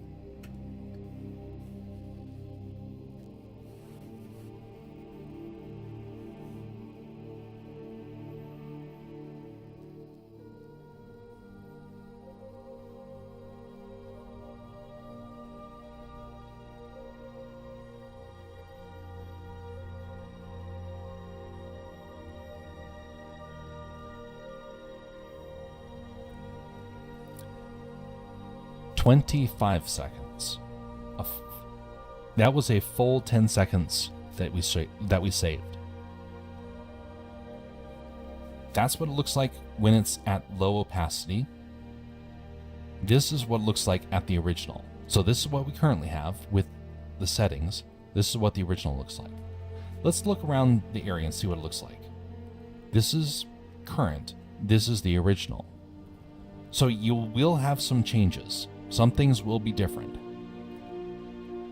But you're able to get away with quite a bit. And you can be able to save this by actually just changing it from a principal to a little slight emission.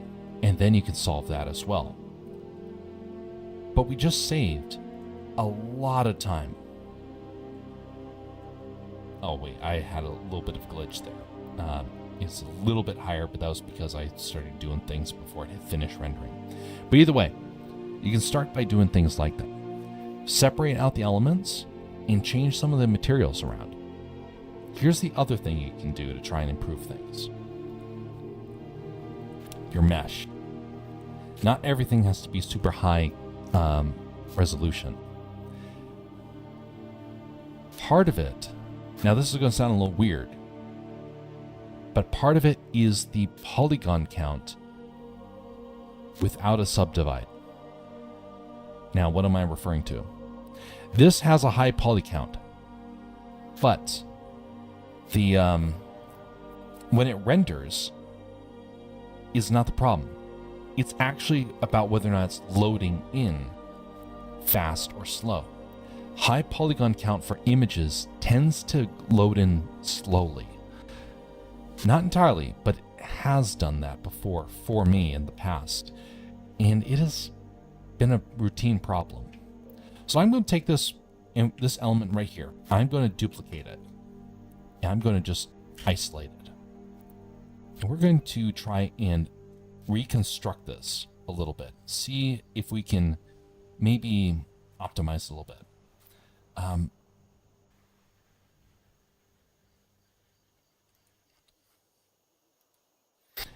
Can you compare them to the PNGs on Discord? I don't think the ones here have the red glow on the top ones. It won't have the red glow. Not initially. There's some creative ways that you can try and fix that. But in terms of just trying to save time, these are the things that you can do to help it. It won't make the same quality, but if you're working with restrictions, these are things that can help. Maybe not completely solve them, like I said, but things that will make it easier to be able to render. Some people will just get a basic emissions shader and they'll work with that. If you have a certain quality you're trying to reach, then you're going to have something else kind of be solved. And one of the things that you can do, maybe, is to lower the polygon count. So right here, for example, this area all along here is static. It's one solid piece. It's not going to have, you're not going to have to worry about it too much. So what you can do is you can come in with a sculpt, and we're going to turn on wireframe because this will help out a little bit. I've done this in the past. It's doesn't always work the way you expect, but it is still very useful.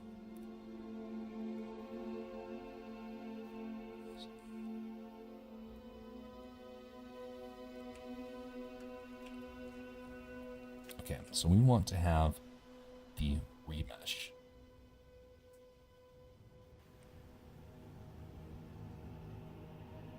Density. And we want, let's just see what happens when we try and do this. Dynamic topology. Oh yeah, that's right. That's right. We're not going to be able to do that effectively. Not without things being lined up appropriately. Let's go over and look at the UV editor. I don't have the file on me, otherwise I would kind of do this in a slightly different method, but we're going to just try and make it work this way.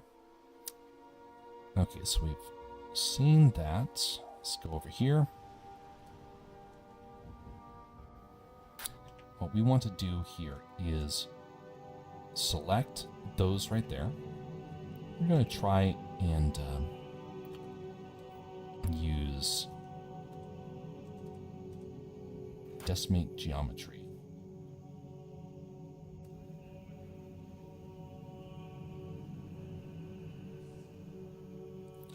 Yeah, let's lower it that much. That looks decent. Now let's lower this one too, but we're not going to do it as much. We're going to do it with a little bit higher resolution. Okay, so currently we have 1,900 faces. Beforehand, we had 6,700 faces. So by doing that, just by doing a simple decimate geometry, we have removed a lot of unnecessary faces. So now let's see what that looks like playing back.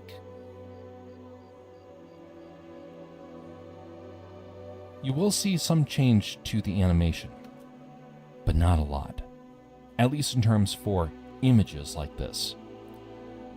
So if we were to do that to the other pieces,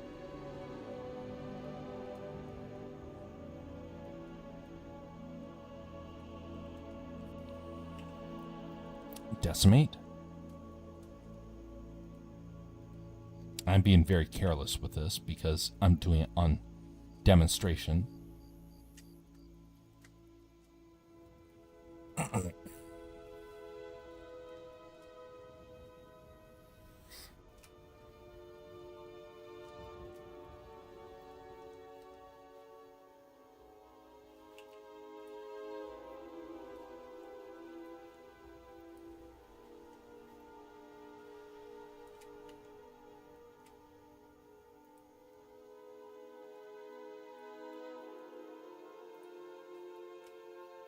Then the C.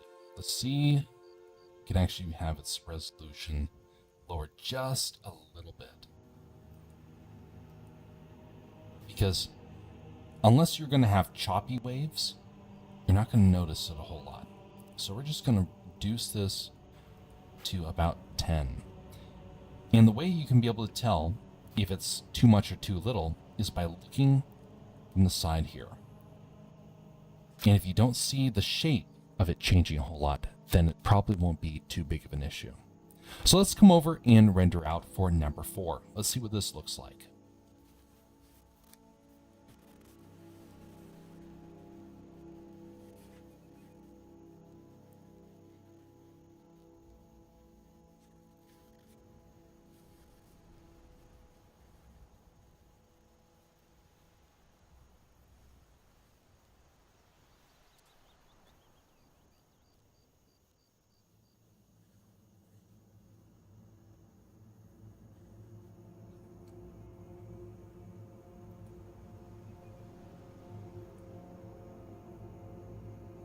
Okay, now there's one other thing that we can do to try and change this here. Let's put the shader back, because I just want to see this does when the shader is back to the way it was earlier. I was showing it just basically to show that there are ways to try and help out with some complexity, but we're going to move it back here for now. And then do one more thing that is very important for this.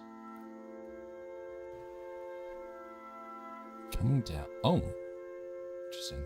You actually have subdivide already fixed there, so that's actually good. Tile size, thread, auto detect.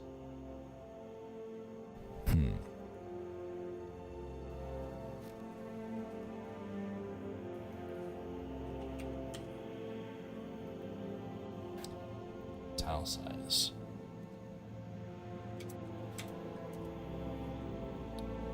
I just want to see what happens when we do this. Number 5.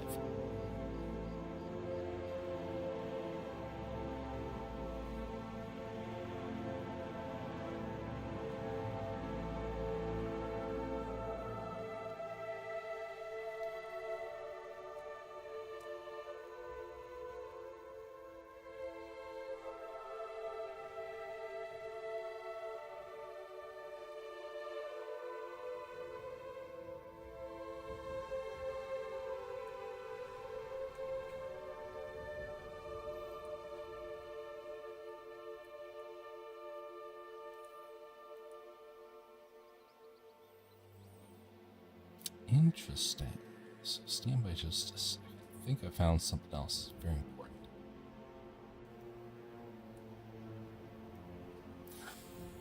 Oh golly. Oh golly. That is very intriguing.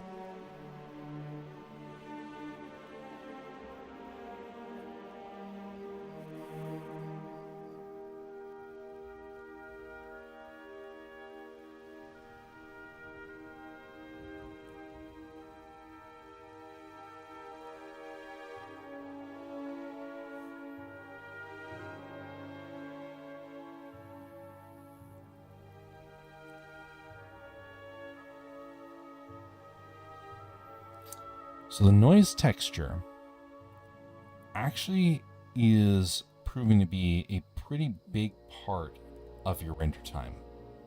So that's an important thing to note. Let's see here, what are we currently at? Oh, wait a minute. Oh, interesting.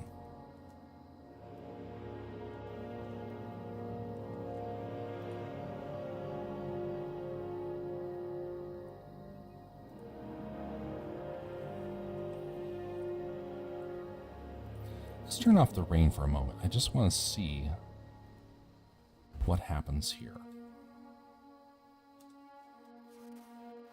Just in terms of render time. By the way, this is what usually my nights of trying to fight with files is like.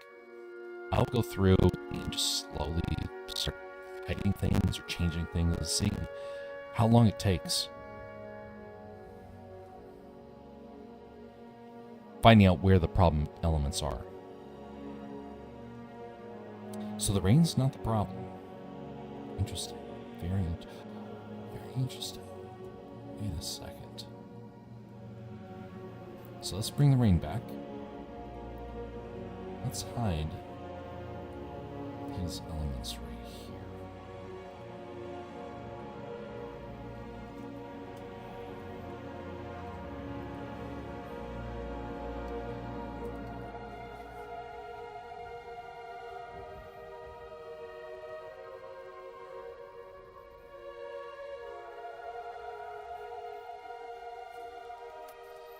Actually, let's also do one more thing. Let's change the tile size 1920, because that'll make it faster on my end just to kind of preview these things.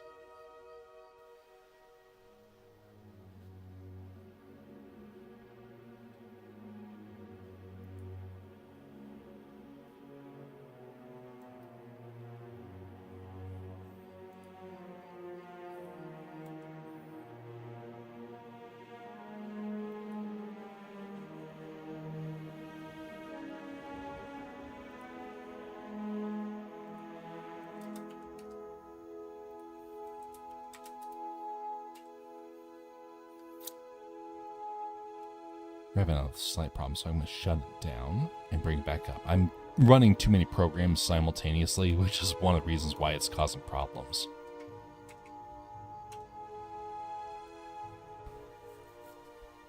Isn't it supposed to be they're supposed to be the other way around? Yeah, you would think that. But the way that Blender does noise acts a little weird. After Effects is the same way. After Effects noise is like a process killer. It causes so many problems.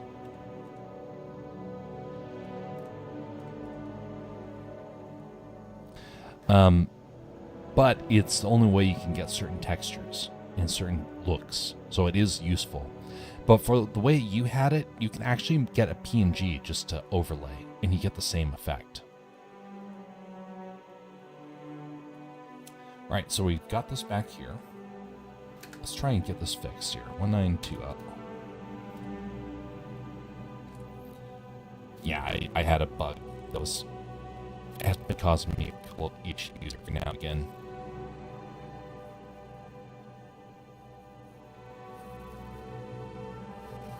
So the time to beat is 25 seconds.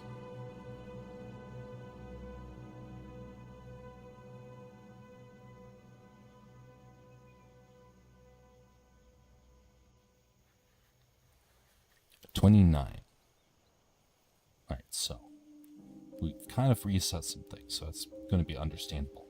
Let's start hiding things. So this is Pass 1 and Pass 2 got hidden entirely. Let's see what happens here.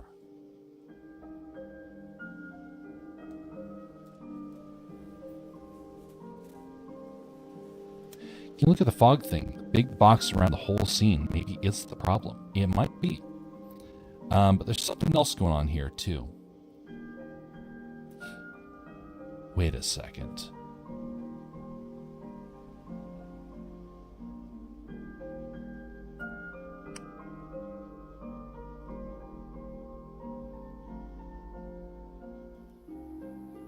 Wait a second.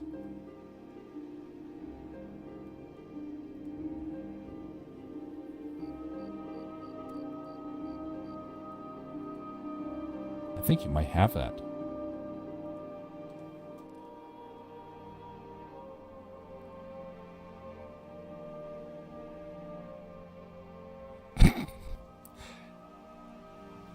You figured it out there, Jersey. That was a big part of it. So let's see if there might be another thing that's taking place with this, because it's still taking a long time for that render.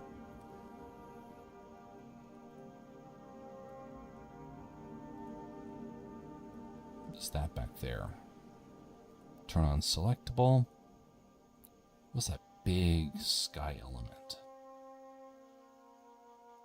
Start collapsing these.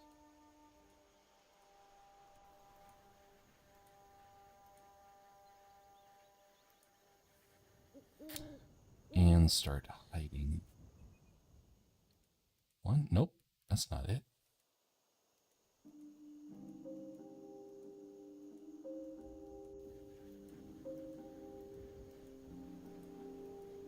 Okay, so in here,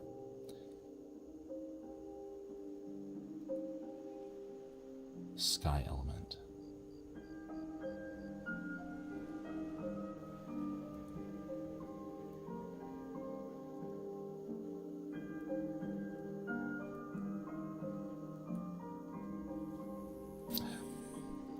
Ooh, ouch. I mean, it's already turned off, but I'm going to turn it off again. That way. See what happens.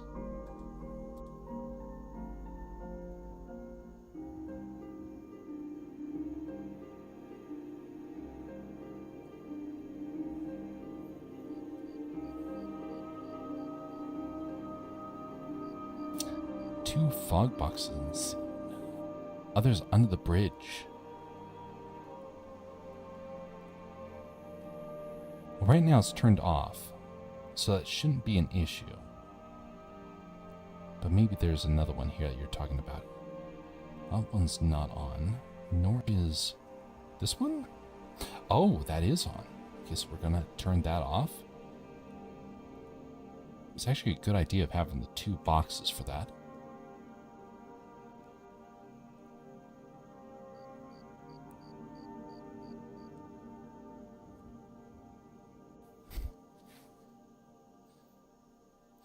Oh wait, what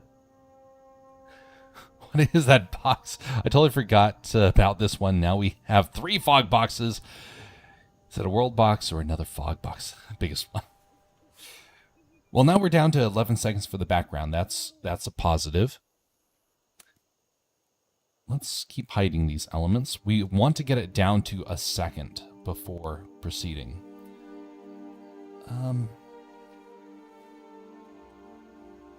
Ocean. Ocean's... That one's not rendering, so that one's in the clear.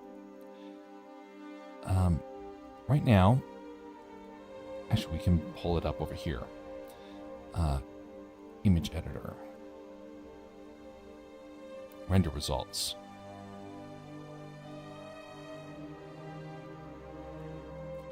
Okay, so something is there. Let's try and disconnect the world shader for a moment.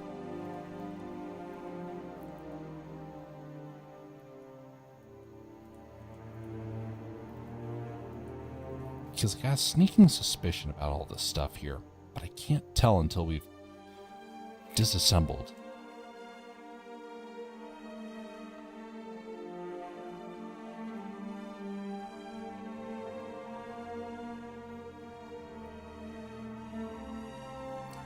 It does not like something on the compositing end. Let's mute this for now.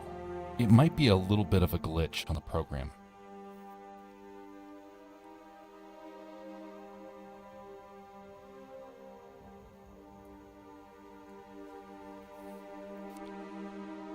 Okay, that saved a little bit of time.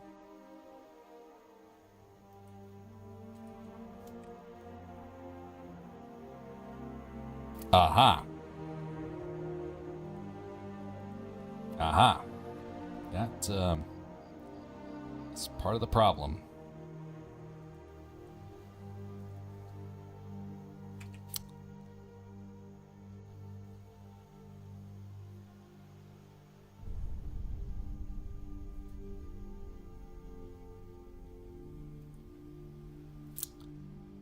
It's the denoise.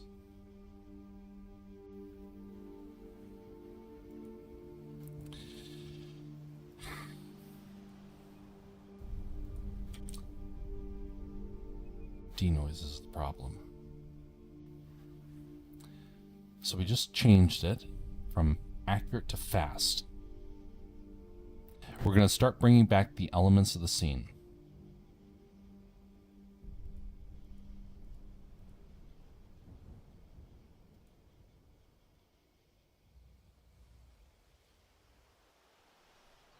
We're even going to bring back the fog here. We're going to bring back the world. And now we're going to try and render.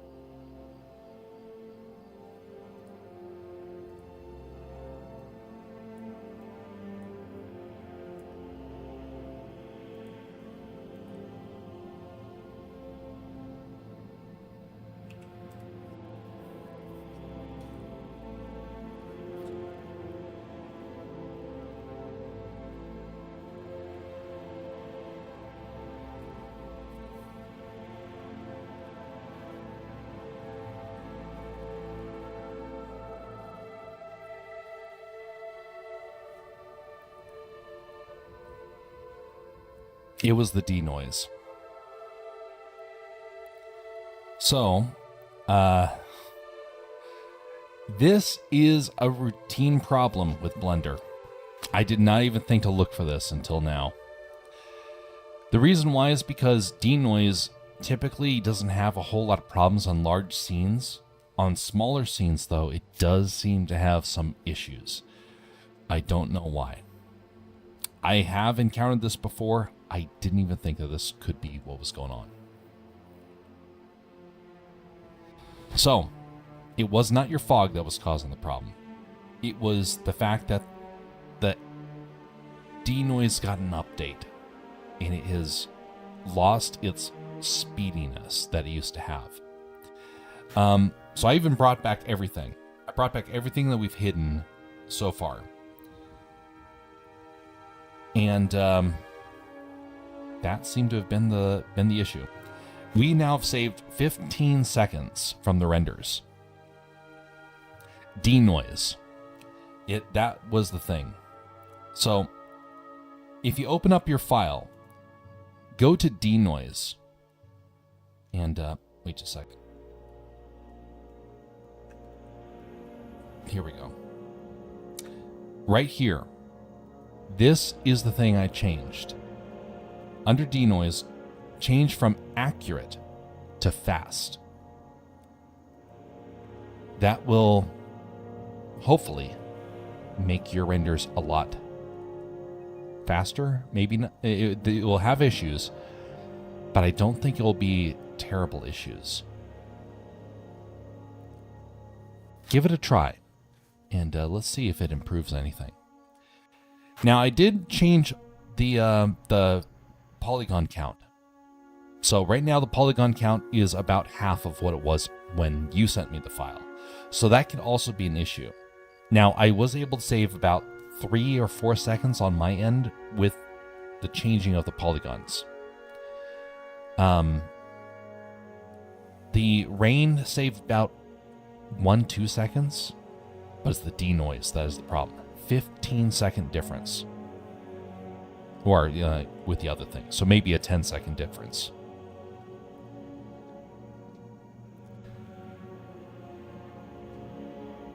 Really forgot about the knife tool. That makes sense.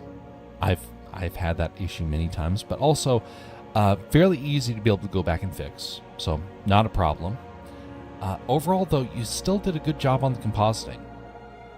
Optimization is the most painful part about the whole process, because you have a vision, you're finding success, and then you can't get the stupid computer to render it. Anyway, hopefully it helps at some point.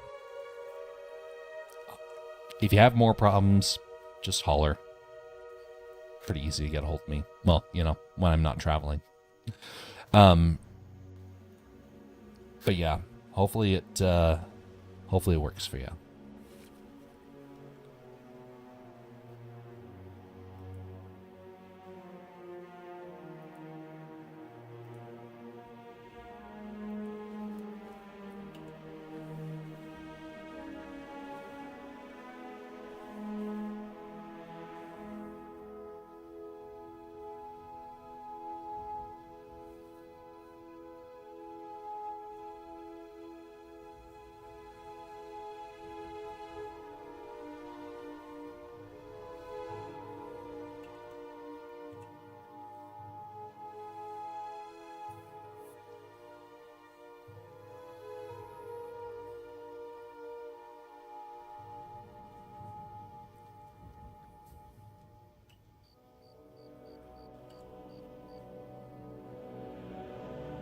I'm going to start by just doing green with this to try and figure out if it is working or not. Right now, I don't feel like I have enough space for the legs here, but we'll solve that later on.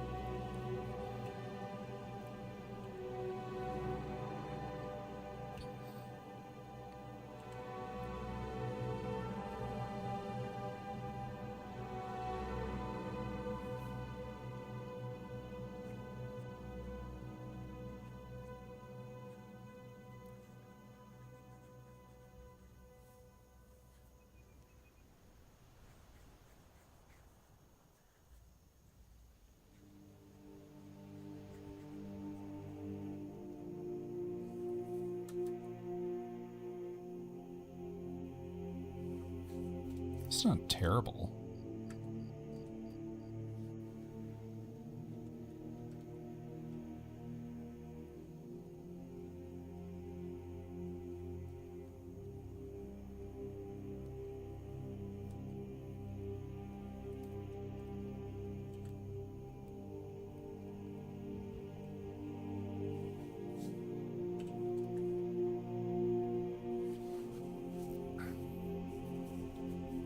By the way, this is my favorite way of trying to figure out how something should look. This is just roughing it out, trying to figure it out on the fly. Is it working? Kind of. And look, it doesn't even look like a leg, but we're looking for the motion. The motion's what matters. I'm glad to be able to assist there, Jersey. Look forward to seeing what you do with some of those projects.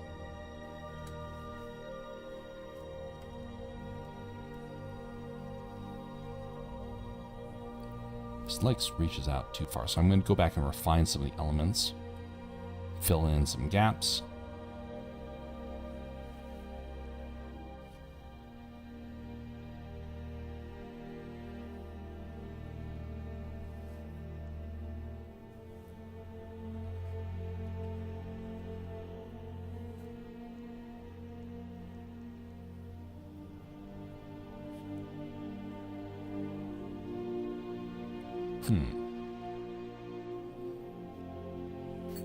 All right, let's give some extra height to this leg. Let's go in and we'll do correction in dark green. Let's just bring it up here.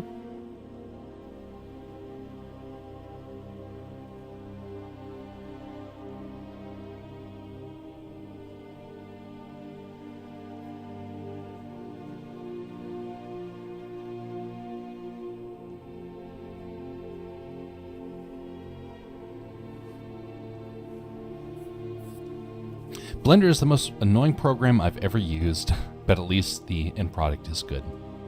It is not an easy program to get started with, but when you master it, man, there's so many cool things you can do with it. But yeah, it is not easy. It's one of the reasons why it's not really been used on big projects, like full-length feature films, although it has been used before. Just not, as much as other programs. But it's getting there. It's almost at the point of where they can start using it en masse.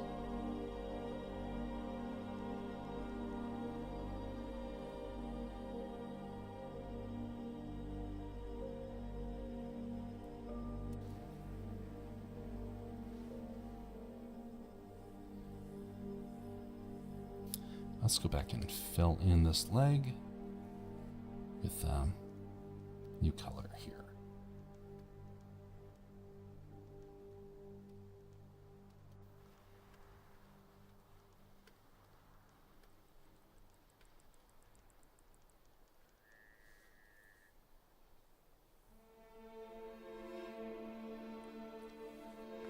All right, let's now add in the proper color.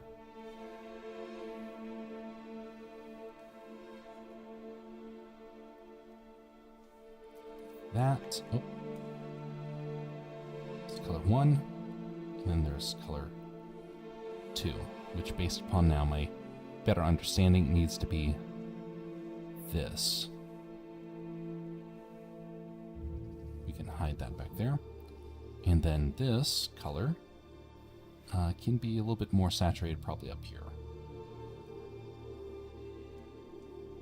This one gets another color over here. There we go. These are the colors that I'll be working with. I had setbacks on every single step possible. Literally, most of the time I was lost on trying to fix/learn some little things that took half a second on a tutorial. And for some reason, there are massive differences between Blender now and Blender year one. One year ago. So every tutorial that's older than a few months might be already outdated as they remove/improve, merge features or whatever. You should look at the original Blender software and what it looked like. It was horrible. Back when I first was told about Blender, I gave it a try and it was so bad. It was impossible to make a good video with it.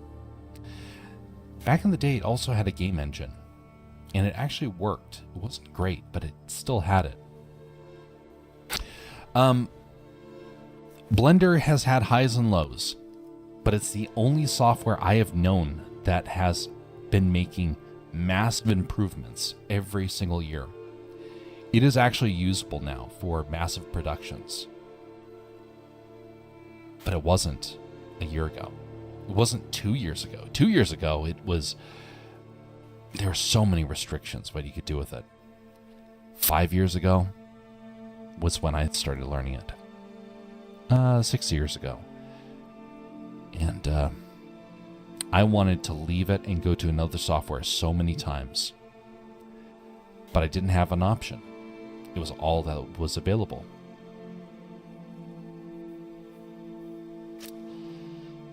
But now it's not bad. It's frustrating. It is frustrating.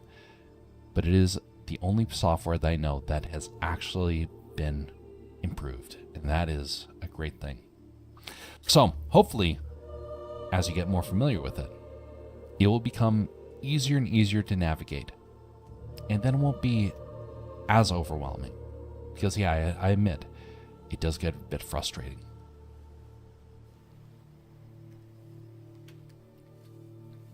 Okay, so now we want to start fixing this leg. Sketch this out on a new layer. And we're actually going to draw the legitimate leg. Let's start off by drawing a pant line.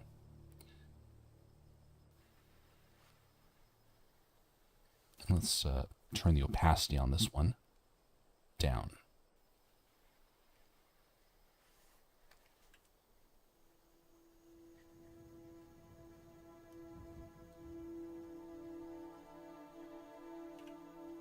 Let's make this the torso. So we're shortening it just a little bit, and we'll correct it on the other layer here shortly.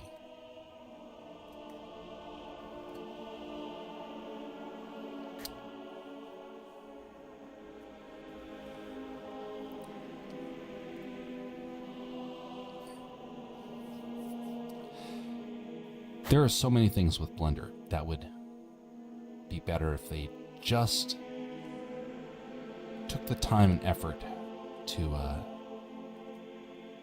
clean up the program. And there was one time where I had a tool figured out. It was really good, and then they got rid of it. It was called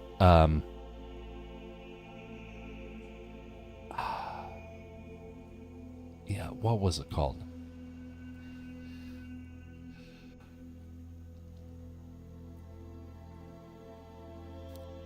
It was called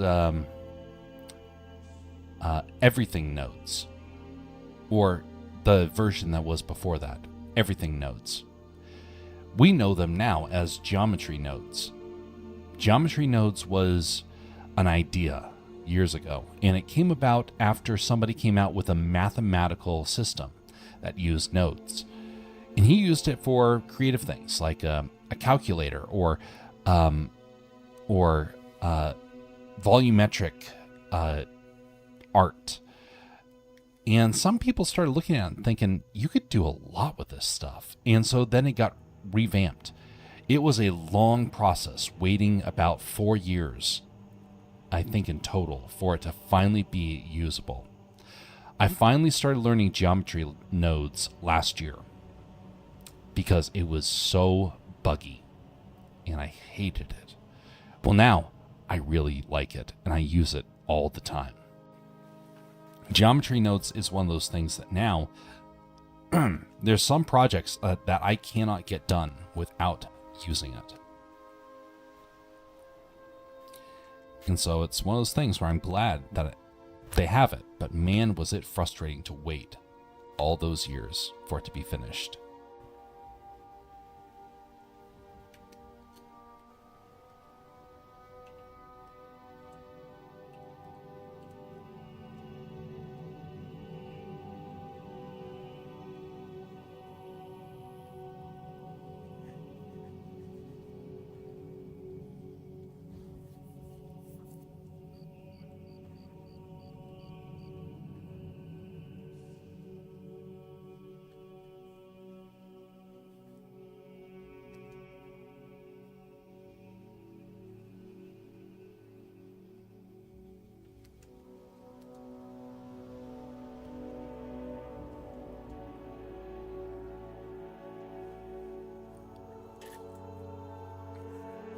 Do you struggle with low frames per second in the viewport too?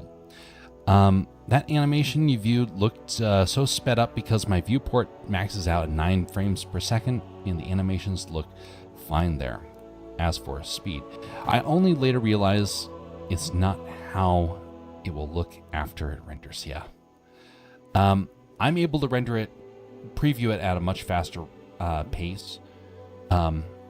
What you want to do is you want to work with proxies. I've used it on almost every project that I've worked on, especially on stream, because my computer does not do well streaming as well as working in 3D. Working with a proxy is very helpful. It transforms the way that you go about making your project. But it does have some limitations. So basically, imagine this. For your helicopter, for example, you have the propeller spinning.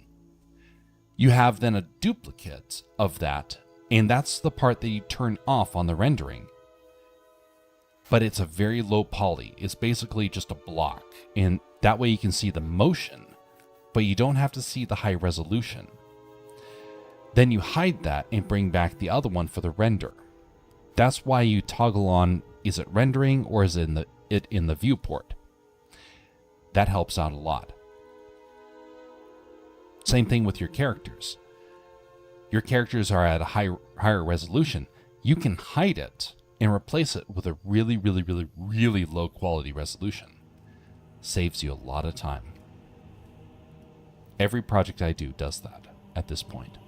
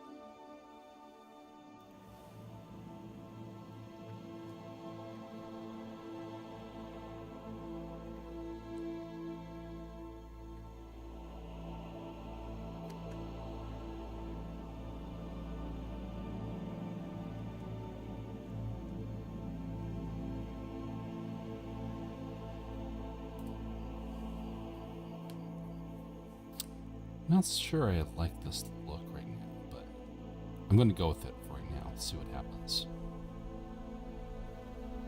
Because I can always go back and refine it, just like the rest of the characters so far.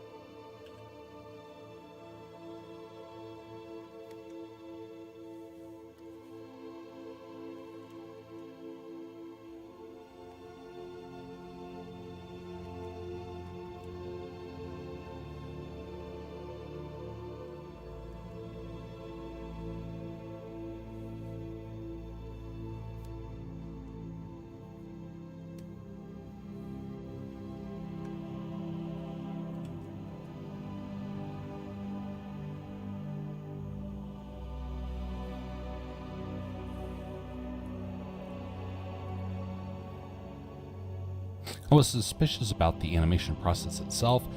Setting bones, etc. was the easiest part and fastest part. I thought it would be the other way around. It can be intimidating getting started in a software like that. Yeah, it does take a long time to kind of figure stuff out. Scene design is very, very hard. But when you get to high quality animation, that's when the tables start to flip. For me, I'm at that position. Trying to get the animations to look good is really hard right now. And now I'm at the new problem. Consistent renders. That's the thing that's thwarting me right now. Continues to be something that thwarts me.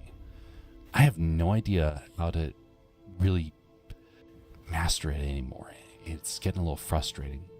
That's why I needed to take some time away from it, try and reevaluate before moving forward. By the way, I just realized the time, and I need to call an evening. But before that, let us take a quick look at the game itself, and I'll show you what it's currently looking like.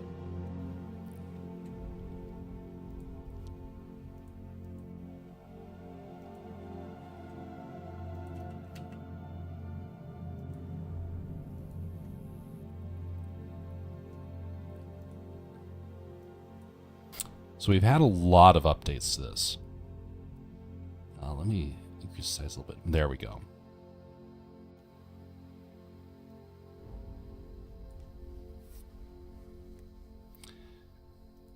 So right now there's a lot of sound effects that are going along with it, but I'm not turning it on right now just because I don't have it set up for that. Let us start it over from the beginning. Okay. Here we go. Let me change my setup because it's not really designed to play a game right now. All right, resetting the game. By the way, the dialect's all going to be changed. This is just standard stuff. What's that sound? Maybe I should investigate. Good thing I remembered to pack along my trusty taser. Maybe I need to have this thing looked at. When I press the S button, it sends out a major zap. That guy is not supposed to be here. Zap. Okay, just saying. Let's reset that. Something bugged out here. Like I said, it's not refined there. Okay. Jan packed along my trusty taser. Zap. What was that? By the way, there's a sound, and there's supposed to be like an explosion. Was that an alien? Or was it a giant bug? Honestly, what's the difference? I better search the area and make sure there's no more. I should use the A button on my taser to scan for life forms. And if I remember right, pressing the D allows me to use things I come across. Ah, we have our light turned on. And can move forward and, oh, what's that? You dug through the garbage bag, through the trash bag. Why did you do that? Now your hands are gross. But you did find a small battery. Come over here. We found the medical room. This is in case you get damaged, which can happen. Like, ouch, I just ran into an alien and I didn't see it. And so now I need my health. I can get my health, grab a key, and let's go on over and open this thing up. Oh, look, battery. You got a battery, you got another battery, and... Okay, where did he go? There he is. Big, scary alien. Big, freaky alien. Zap him. There, he's gone. Don't have to worry about that anymore. Come down here, and oh, there's nothing. Oh, golly, there's more of these guys. Okay, zap them. And you do not have a whole lot of battery. And you can run out of battery, so you got to be careful. Oh, there's another guy right there. Zap. You ran out of power.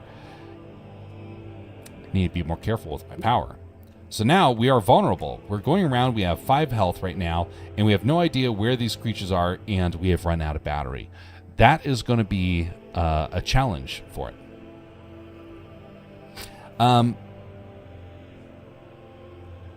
So I can't get into there because the way is locked. So let's go up here and let's see if we can use this key. And no, the way is locked. It must be for the other gate. Let's go around and let's look for some other things. Aha, blue key. And what is this right here? Let's take... Oh, yeah, that one's not working right now because I have to figure that out.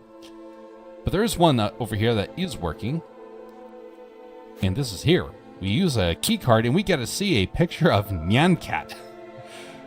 This is a weird looking picture of a cat. Must be wolf. By the way, inside joke for the D&D community. And so thus, it's little Easter eggs like that you can be able to see. And then when it's all said and done, you'll have the ability to go over here and go on to the next level by pressing this, and you can go into this little area. This is all coded in JavaScript. This is all custom. I have not used anybody else's code for this. It has been very hard to figure out. And now I'm at the point where I can just kind of think of something and figure it out along the way. Where did the crew go? Captain's chair. One day this chair will be mine. Things like that. So anyway.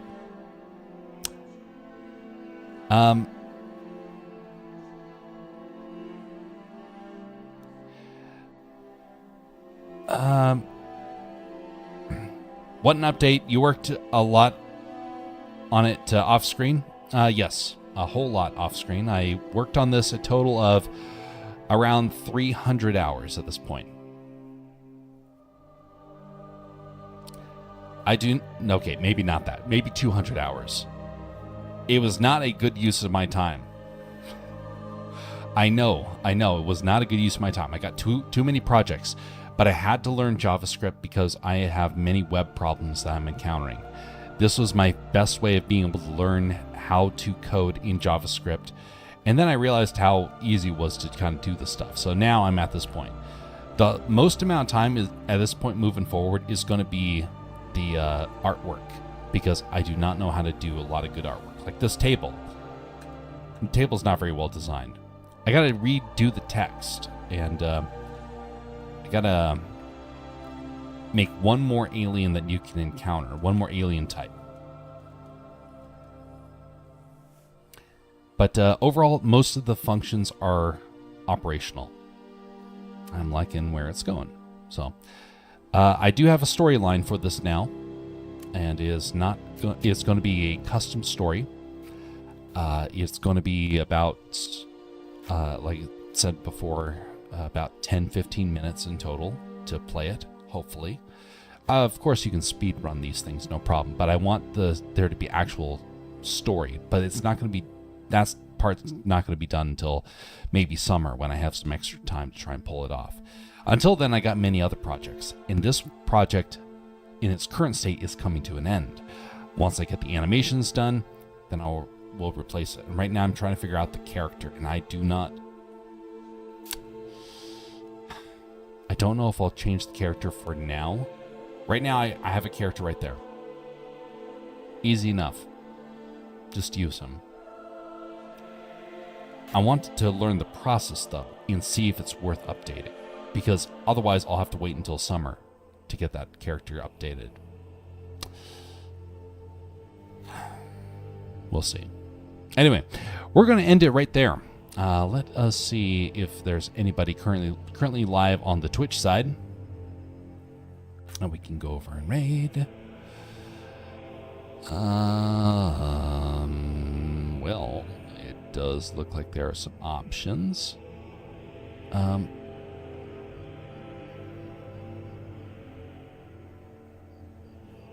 see here. Thanks a lot for the tips again. Yep, glad to be able to assist.